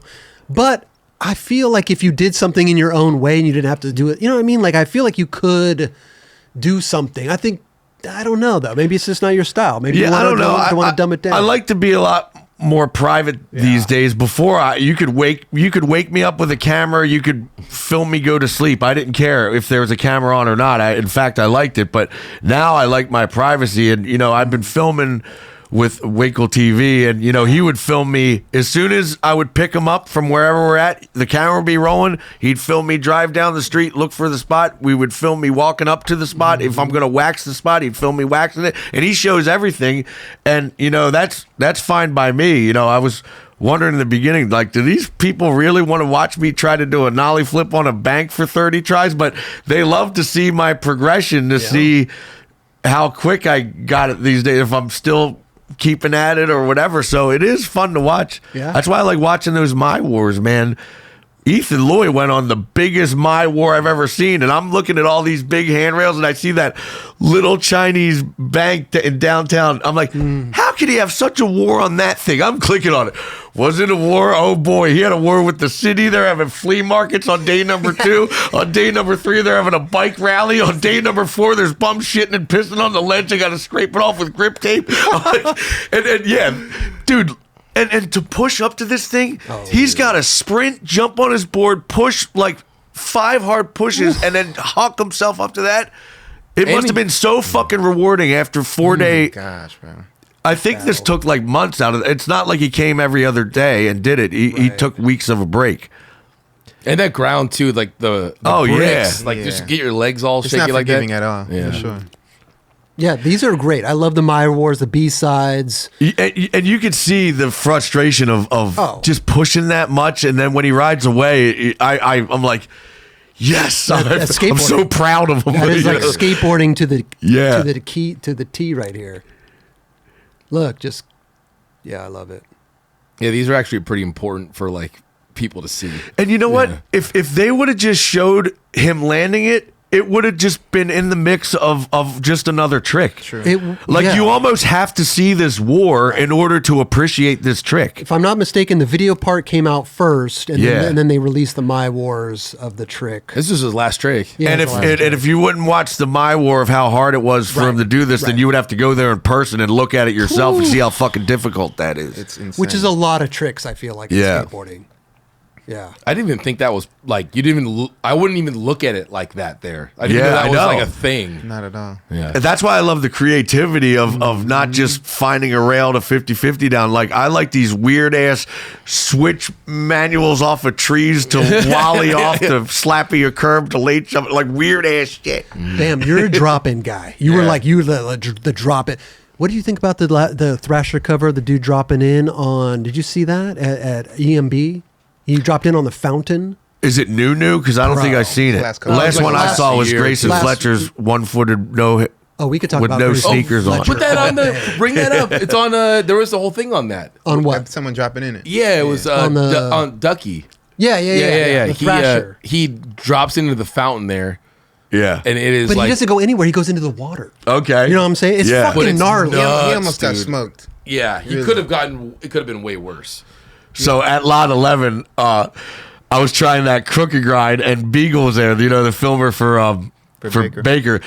And he's trying to fakey nose grind down it. And, we're an hour and a half into this. I'm like, Beagle, we're having a little My War right now. He's like, Bam, you don't understand. This is my 4th day here. I'm like, oh, man. And then I finally did the crooked grind only for this 16-year-old Australian girl named Chloe to come up and front crooked right away. I'm like, all right. All right. Good for you. We got to find the Ducky clip. Wasn't that just on there? Yeah, but it was a mashup though. Oh. Well, just here real quick. Showing the tricks. Look at this drop in, Bam.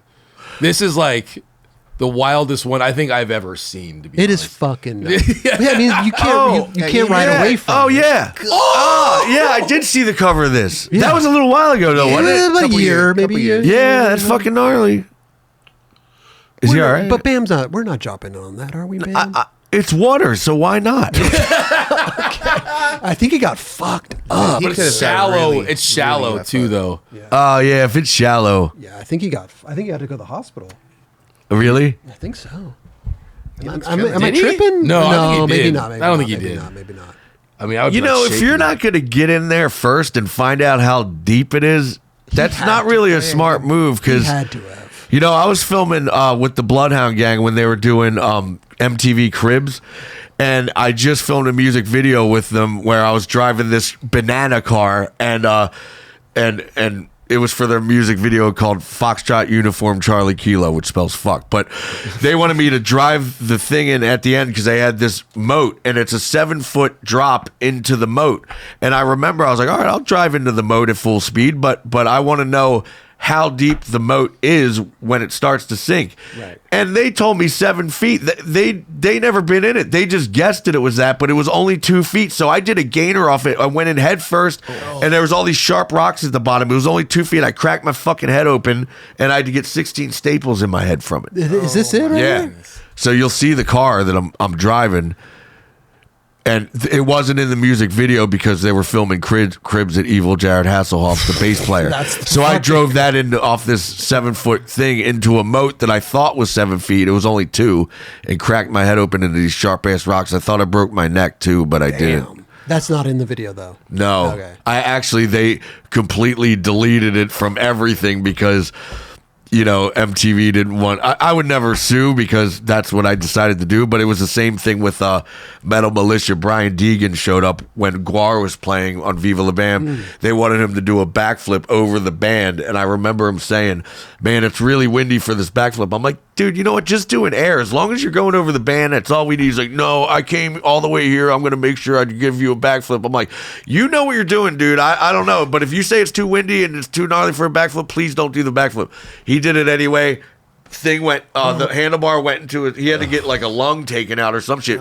Whatever it was really fucking gnarly. And you know, MTV was like, delete that footage for good and never put it in there. It's, you know, because if it was me, I'd probably want you to put. I wouldn't mind it if you saw my bloody ass head and I'm coming out of the moat because it's gnarly. Yeah. Like rock and roll. Yeah, cool. It happened.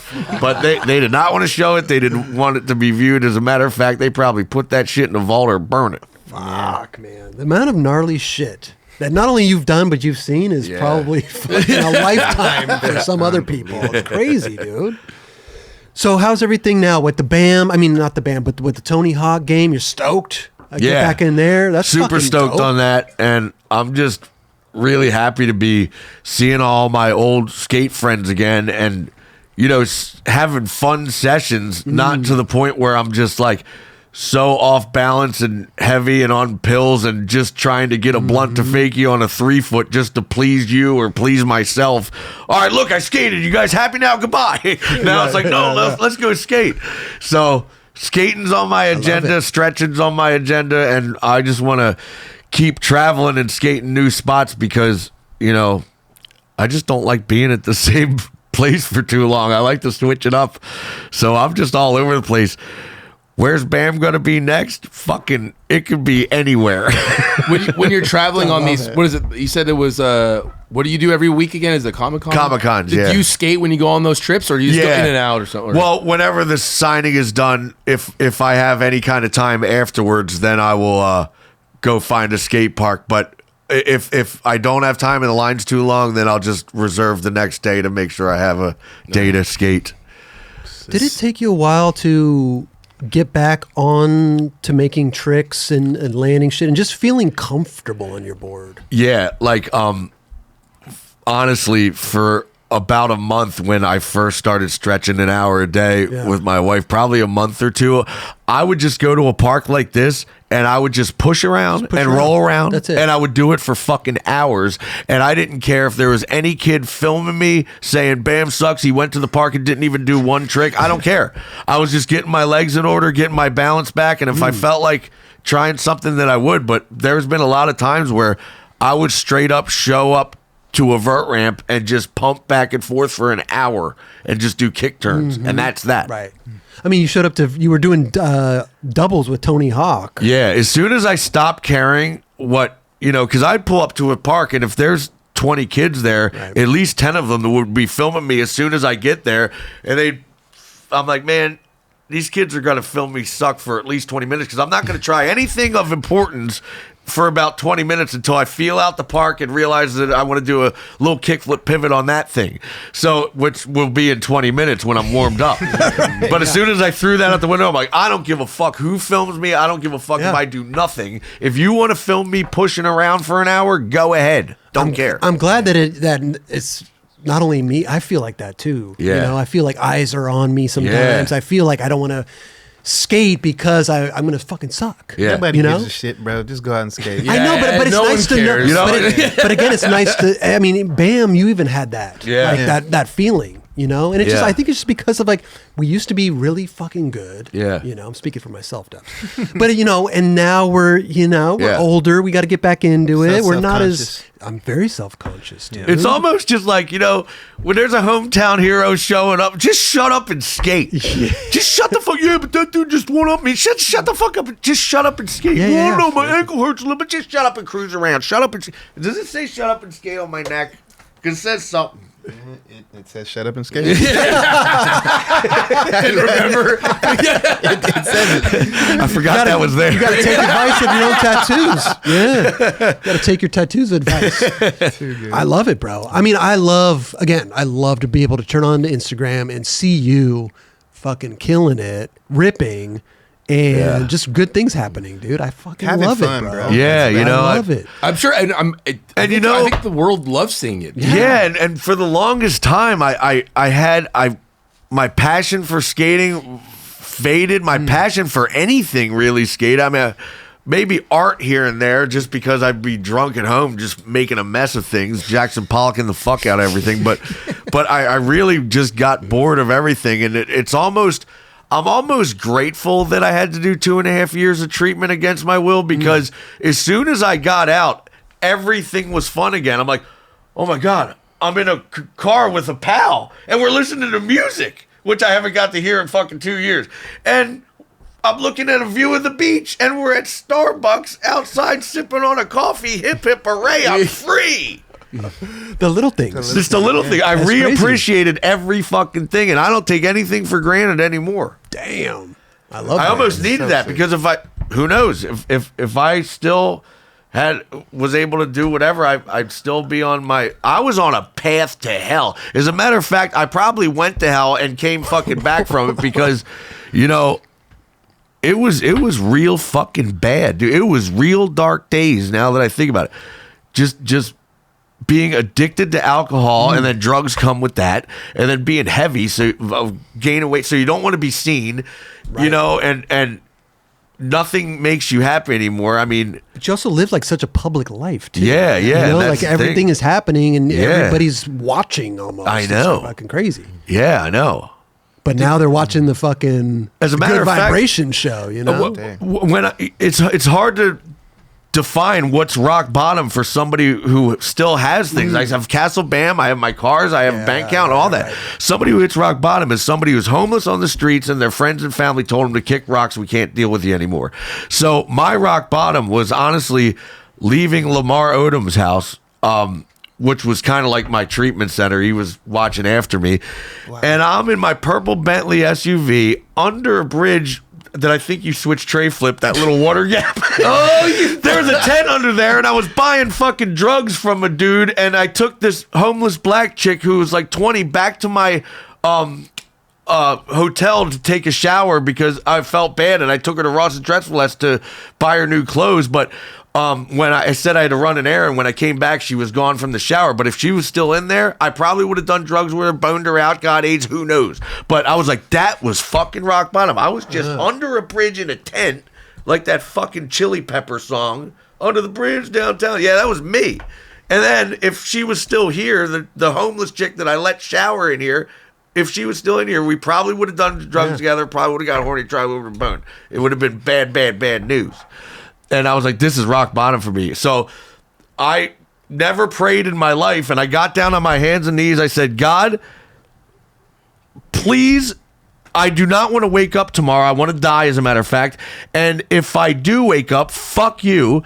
But you need an earth angel to come now and save me. I want a fucking hot ass eye candy with 8 cup tits and a tan fucking pit bull. So I woke up at the Sunset Marquee. I'm like, shit, I'm alive. I'm going to the pool bar. I order a Bloody Mary. And instantly, I hear this girl like, listen, I'm 43, Sicilian and Irish, born in Jersey. I'm like, I'm Sicilian and Irish. I'm 43. I was born in Philly over the bridge. Who are you? I'm like, holy shit. And I see this hot ass chick, and then I didn't even think twice about, like, should I approach this supermodel looking chick? And I didn't even care. So I went up, we hit it off instantly, and she was like, I really like you. I have to go walk my dog. Do you want to walk my dog? I'm like, what kind of dog do you have? She's like, it's a tan pit bull. I'm like, thank you, God. Here she is, Earth Angel. What do? I'm a stretch coach. Fuck yeah, I need you. That's it. Not, the rest is history. And the rest is history. How long ago was that? About a year and a half now. A year and a half. Wow. Yeah. Crazy. Yep. And it's been fucking phenomenal. Like, she has completely saved me. If I would not have met her, I would not be here to be talking right now with you guys. Under the bridge. I would have been under that bridge because, she cures my boredom. She cures my loneliness. Like, when I go 90 days without seeing my son, I can't take it. And if she wasn't there to be by my side, I'd be right at the fucking bar getting shithoused. And I either would have died from alcohol or drugs or fucking of a broken heart of not seeing my son. But now, slowly but surely, it's getting worked out. And I see him, probably a week out of the month. I'm in California visiting him, and beautiful. And it'll probably just get better from there because I've proved to the courts that I was a professional pile of shit, but I'm obviously married now to a stretch coach, and I'm obviously skating my ass off. I don't know anybody who could do these skate tricks all Larry to fuck up. So I've obviously completely changed my ways, and it's noticeable. Actions speak louder than words, and my actions show that I'm not a drunk piece of shit anymore. You're a retired drunk piece of shit. I'm a retired drunk professional pile of shit. So since you've been I think we all can say this, like, looking at you the last year has been like really fun because you look genuinely happy. Yeah. Are there any, like, a lot of relationships that have rekindled since all this, or? Oh yeah. And depending on, what they say, like, when you sober up and you go to AA, you have to make a list of all the people that you hurt and all that 12 steps type stuff. So I was at Tampa Pro, and they had the vert ramp set up there, and me and Jason Ellis have been friends for a long time, but he was walking up the vert ramp, and I was like, hey Jason, and he just looked at me with the meanest cold eye, like, fuck you, dude.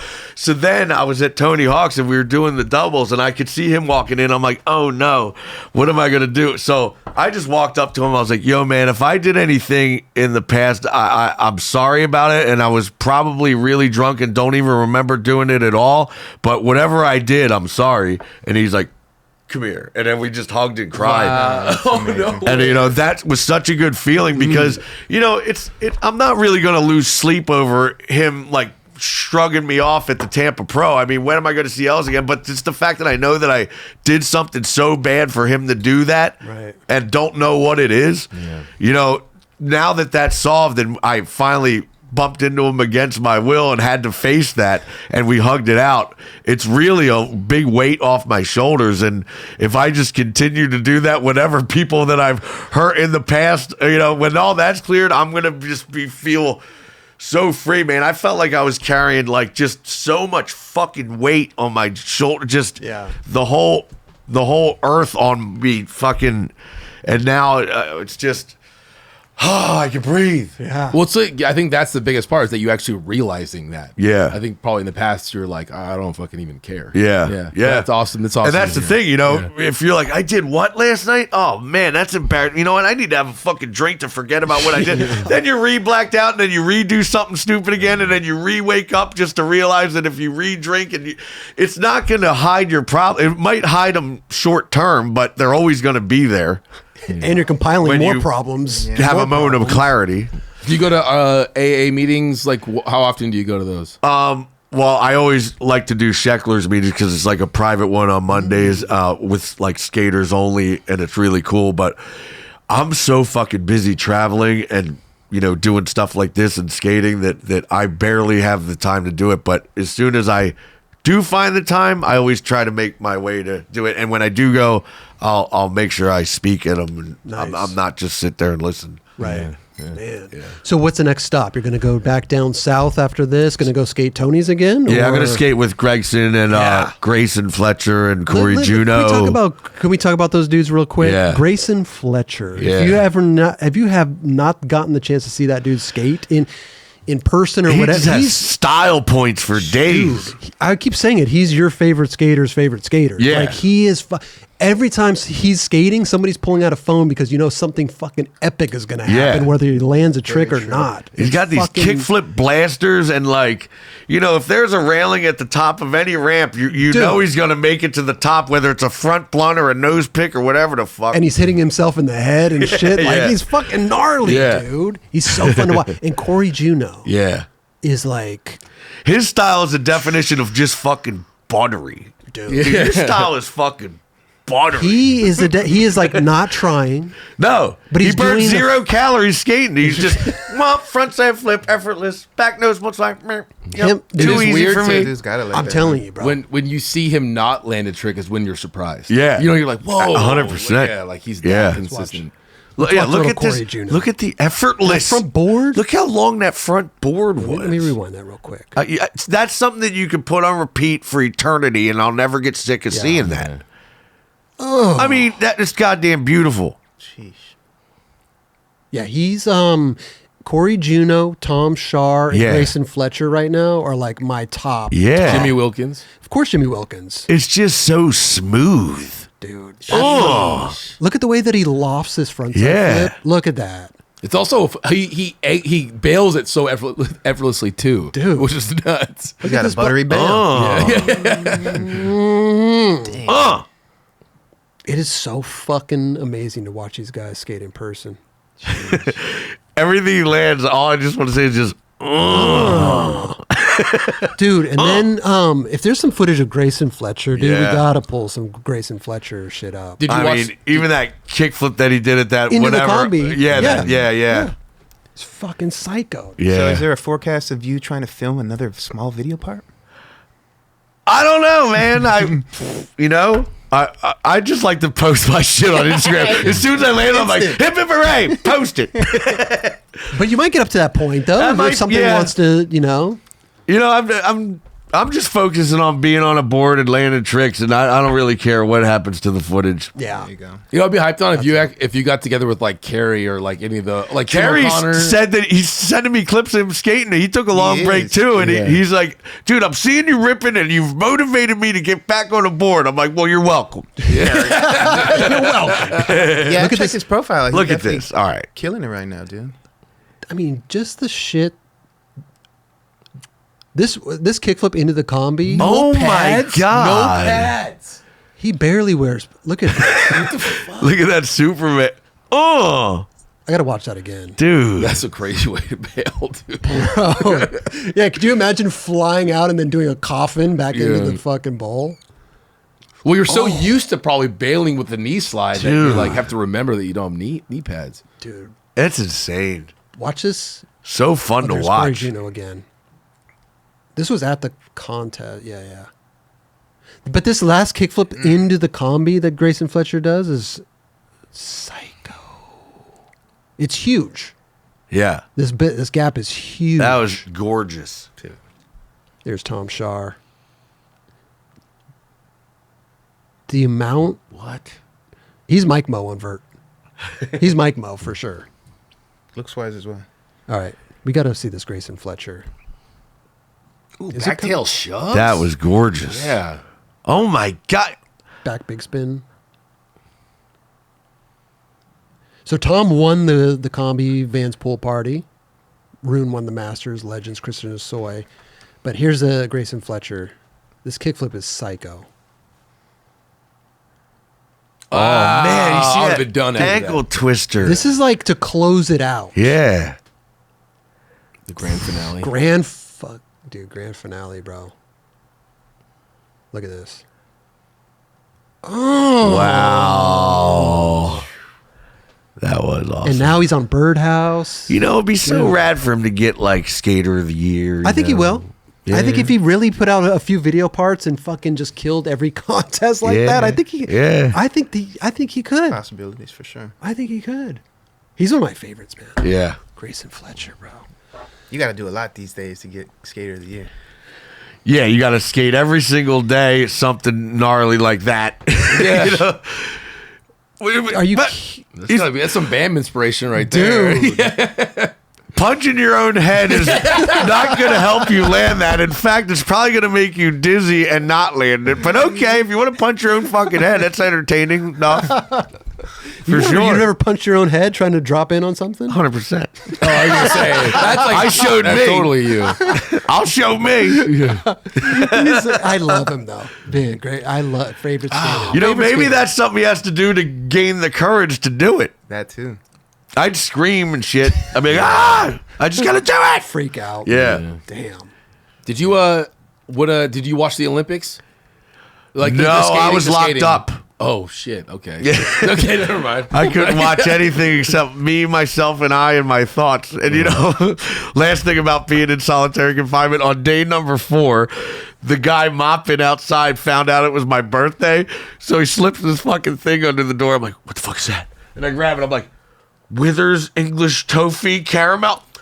Oh my fucking God. You got a It's the best Werther's? thing ever. Yeah, I got a word. On your birthday, that's all you. Oh my. And you know what? I savored that thing, and it was like, it was so precious of a thing to have after eating nothing but jail food for 4 days straight. bet, dude. You'd be surprised, like the little things that'll make you happy when you don't have shit. Yeah. What do you? I mean, I'm sorry to ask. Werther's. What do you? What Man, do if you would have do in gave me there? like a little CD player with one CD, I probably would have listened to it over and over again, even if the CD blew.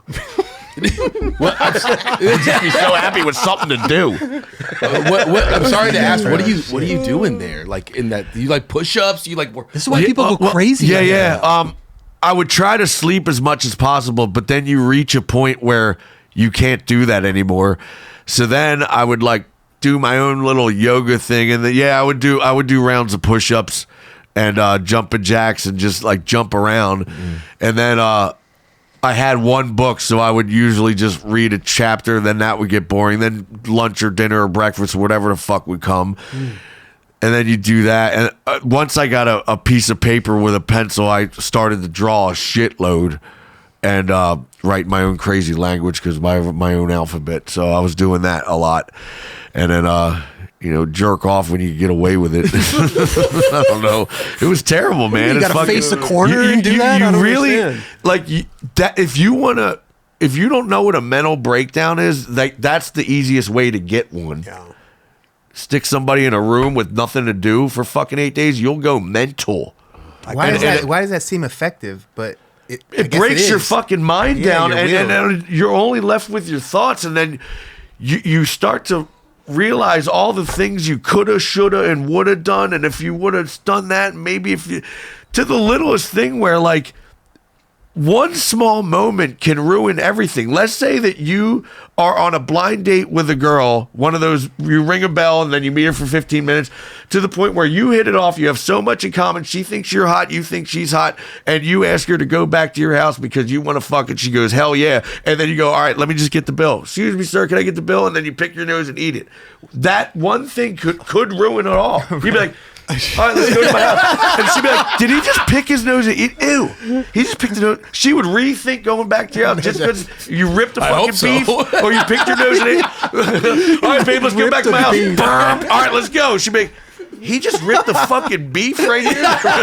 I'm going to change my mind about this whole going back to your house thing. So that just proves that the smallest thing could ruin it all. And you start thinking about And you those start little thinking smallest about things. everything, like to the point where, should I have went to the Tampa Am contest, or should I went to that Metallica concert instead? And you do that with everything. And where would my life would have been if I never would have had that one drink with that one famous guy that made me miss the contest the next day or whatever? I was too hungover to do whatever it is I had to do, but you can't shoulda, woulda, coulda everything because the damage has been done. For sure. For sure. So if you say that is there anything that I regret? I can't say that there is, because they're all just learning experiences. And you know, I would say that all press is good press unless you're a murderer or because if you're a murderer or artist, you can't come back from that. But you know, to get a DUI and you're all over the news with that, yeah, it's fucking terrible information. But if 5 years goes by and you're doing speeches about it and you learn from your mistake, it becomes good press. So all press is eventually good press. You know, if you're not on the news at all, I mean, TMZ, they only want your downfalls. Let's be honest. But if you learn from your mistakes of all these downfalls, then it becomes good. But I mean, you know, let's face it, whenever anything of bad news about anybody, everybody... Oh, they gravitate to it, and they put it under a microscope, and then it becomes this huge forest fire. Yeah, I mean, where were they at when they announced me in the new Tony Hawk game on the red carpet? They could care less. They're waiting to see me come out all shit-faced to get hit by a car. That's what they want. Right. You know? Yeah. Whatever. That's crazy. No, it's true, though. But yeah, all press is good press unless you're a murderer, because you can always learn from your mistakes. So yeah. No, yeah, I could agree with that. Dude, you're in a great spot. And for a long time, every press that I had was terrible, terrible fucking news to the point where I didn't even look at it. I didn't even care. I didn't even, bam, you're all over the news. I am, whatever. You know, you're not going to read about it? No, it's just going to piss me the fuck off. I'm not going to read it. Yeah. And half of it is untruths. That's another thing I was going to say. Like there's a lot of shit that they take one little thing and then they blow it all up out of proportion. They embellish and lie all the time. I mean... Here's the latest. I was in St. Augustine, Florida, and I remember they just set up the Christmas lights. So it was right after Thanksgiving. My wife and I went to St. Augustine to look at the Christmas lights. We grabbed an ice cream cone. We walked around for a little bit, hopped in an Uber, and left. Well, the story by some hater or somebody who just wanted to make up false info said that we were drunk as hell on a trolley, and Danny's flashing her tits and all this stuff. I'm like, we never even got on a trolley. We didn't even we had a fucking ice cream cone and hopped in the Uber and left. But somebody created a story that Bam was in St. Augustine and they were so wasted on a trolley. Really? I'm like, that is the most false thing ever. But if you want to think that, go ahead. But shit like that should be illegal. Yeah. Can you sue that should be illegal. Yeah. That's fucking crazy. Yeah. Can you sue someone for something like that? I mean, you can, but I mean, what are you going to sue them for? You can't get blood from a rock, you know? Like, am I really going to spend all my energy making sure that I find out who the shit talker was about the trolley that I was never on, about flashing any kind of tits? I don't give a fuck. If you want to think that, go ahead. It's fucking nuts, though. Crazy, dude. No, because then you're going to have to be going after everybody that makes up some dumb shit, you know? Well, like I say, with my structured schedule, it's going to be past my bedtime and curfew's about to happen. Hey, what time is it? Oh, yeah. What time? So you go to bed early? Yeah.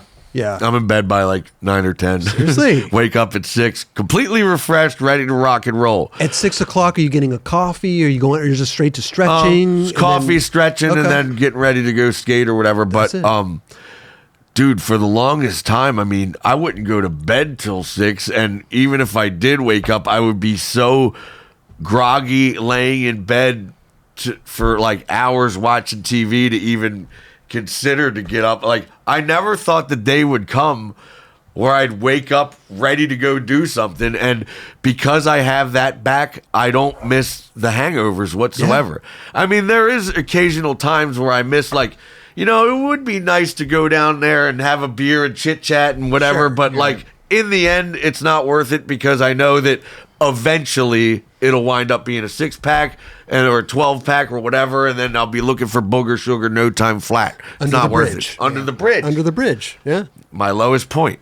Fuck, man. I'm glad that the lowest point is behind you and you're fucking off to the highest point. Dude. I just think it's crazy that I've never prayed in my life, and the only time that I got down to pray was to not want to wake up. That's and insane. If I do wake up, then you better deliver me quickly an earth angel to save my ass, because I'm not going to get sober for you, or you. I need a hot ass fuck piece to be around me all the time to want to do it for.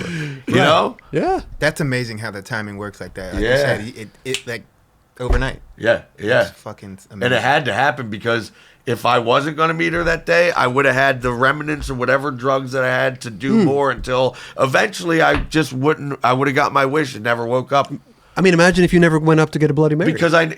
Yeah. All that. Wow. Yeah. Well, then now look at you, bro. Back in Tony Hawk's 3 and 4 coming out. Yeah. I love it, dude. You know what? I'm gonna play the character. I'm gonna play Bam. I'm gonna get the game. I'm gonna play Bam with his crazy outfit. What was it? Leather pants or something? I'm rocking Les like fucking Elvis Presley 68 comeback special, man. Yeah. Hey, and to everything else, dude. Congrats, bro. I fucking love it, dude. I love it. Trust me. And are you still doing cameos and stuff? Oh yeah. I remember I was telling him. I think the last time I saw him was you were sitting right here. Yeah. And we were just kicking it, and you were just sitting there doing cameos, wish people happy birthdays. Yeah. I'm Bro. like, the fuck? And another thing is, I would let so many people into my circle, into my bubble, that like it just became such a fucking mess. Now, like it's my wife and I, and it's like, today, what are we going to do? Who are we going to hang out with and why? And is it important? Is it some old pal that you're catching up with? Is it a new pro skater that you want to do doubles with for your new Thrasher thing? Or is it a musician that you want to work on an important song with? And we'll analyze who we're going to meet. Is it important enough? And I'm not doing anything for free. I love that. So yeah. Well, you because just once you do one thing for free and then people find out, then they expect, well, we've been friends for fucking decades, dude. You're not going to do my shit for, or don't do. Then you're starting to do everything for free again. No, there's a price tag to everything. Just don't tell anybody you're doing this for free today. We won't. Dude, Bam, dude. You are the man. Thank you so much for coming. you. Can we give you some 9 Club stuff to take back? We got water bottles Big and some time. shit. Yeah. Kelly, we do the honors, Yeah. dude. Yeah. And you're What size we rocking? XL? Yeah. XL? Yeah. we're on we got a bolt company, dude. Nuts and bolts. And you're on the team. You're on the fucking team, dude. Did you ever think at 45 you'd be getting new sponsors, you know? I love that. Yeah.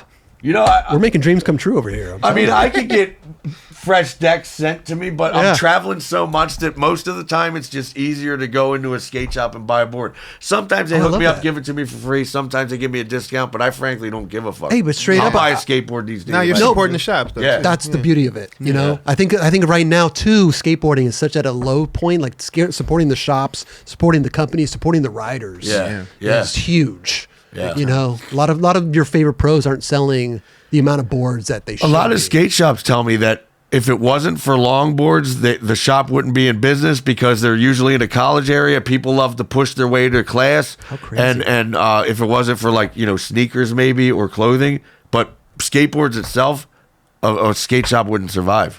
Bam, you were in the heyday, dude. You used to sell like 20, 30,000 boards a month. about bro. 20,000 a month for about 3 years straight. Fucking crazy. When Viva La Bam and Jackass and the Tony Hawk game and all that was at its prime, and I'm doing like right guard commercials for fucking $1 million in one day of work. Get extreme, get right guard. But not only that, bro. I mean, On like the Super Bowl and shit. you probably got a great prime time. You probably got a great contract with Element, plus just board royalties. Of Yeah. fucking. Yeah. Oh my god, bro. We need to get back to that, Bam. We need to do. get back to 20, 30,000 boards a month. And Well, the shaman said if I could keep one thing, what am I going to keep? And I said I'd keep skating. So I have been doing that, and everything seems to be falling into place. So I'm really happy I picked that It's because he let me keep it. well, he's got to get on a plane. Holy shit! No, I got it. I got my good. Range Over here. Oh, you do? Okay. Hell okay. yeah! I want this that's fucking First of all, Staying in LA. first of all, Bam. Here. How First of much I all, want this dude. thing? What do you mean? I'm just saying. I thought you got to get on a plane. I'm bro. having it. Okay. There's a Skull Candy barrel for you. I'm having it. Okay. Take that thing down to lot 11. I'm having it. Take that thing down to lot I'm 11. having it. Wait, hold on. This is all the Yeti stuff. That's for I love keep Yeti. hydrated. You know what? Coffee. Go ahead. I was like, we need a fucking cooler for this thing. And I go in, I'm like, man, Yeti, $350 for it was the best $350 I've ever spent. I put ice in there, and there was like 10 days later, I opened up and still covered in ice with a cold ass Pepsi in there. I'm like, fuck yeah, I love this Yeti. I've been drinking this tea for the whole fucking show. It's still fucking hot. You know what I mean? I'm gonna track down Jeff Raleigh. Doesn't he ride for them? Yes, Dude, he does. Get We got myself a you. Yeti box. Hey, here's a 9 Club hoodie for you. I know it. it's getting into the summer, but you know what? Sometimes Love it's it. cold out there. You might go to Iceland tomorrow. We don't know. There could be a fucking Comic-Con out there.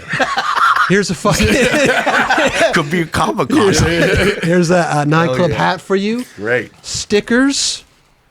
And this I can't believe you were going to sabo my awesome speaker by saying I needed to get on an airplane. I know. I was like, what are you talking about? He's going to love that, dude. To be honest with you, I wanted to take that fucking thing home. No, I'm just kidding. Here's a, like I said, we got a nuts and bolts company, Bam. For sure. Every person that's been in that seat is on the team. Love it. You only get two packs of bolts a year, though, That's okay? great. Welcome to the squad. He's like, give me the goddamn bolts. Welcome to the 9 Club Bolt team. Nuts and bolts, baby. Listen, yeah. Diamond made millions, dude. We're right behind him, okay? Yeah, that's right. That's right. Bam. Yeah.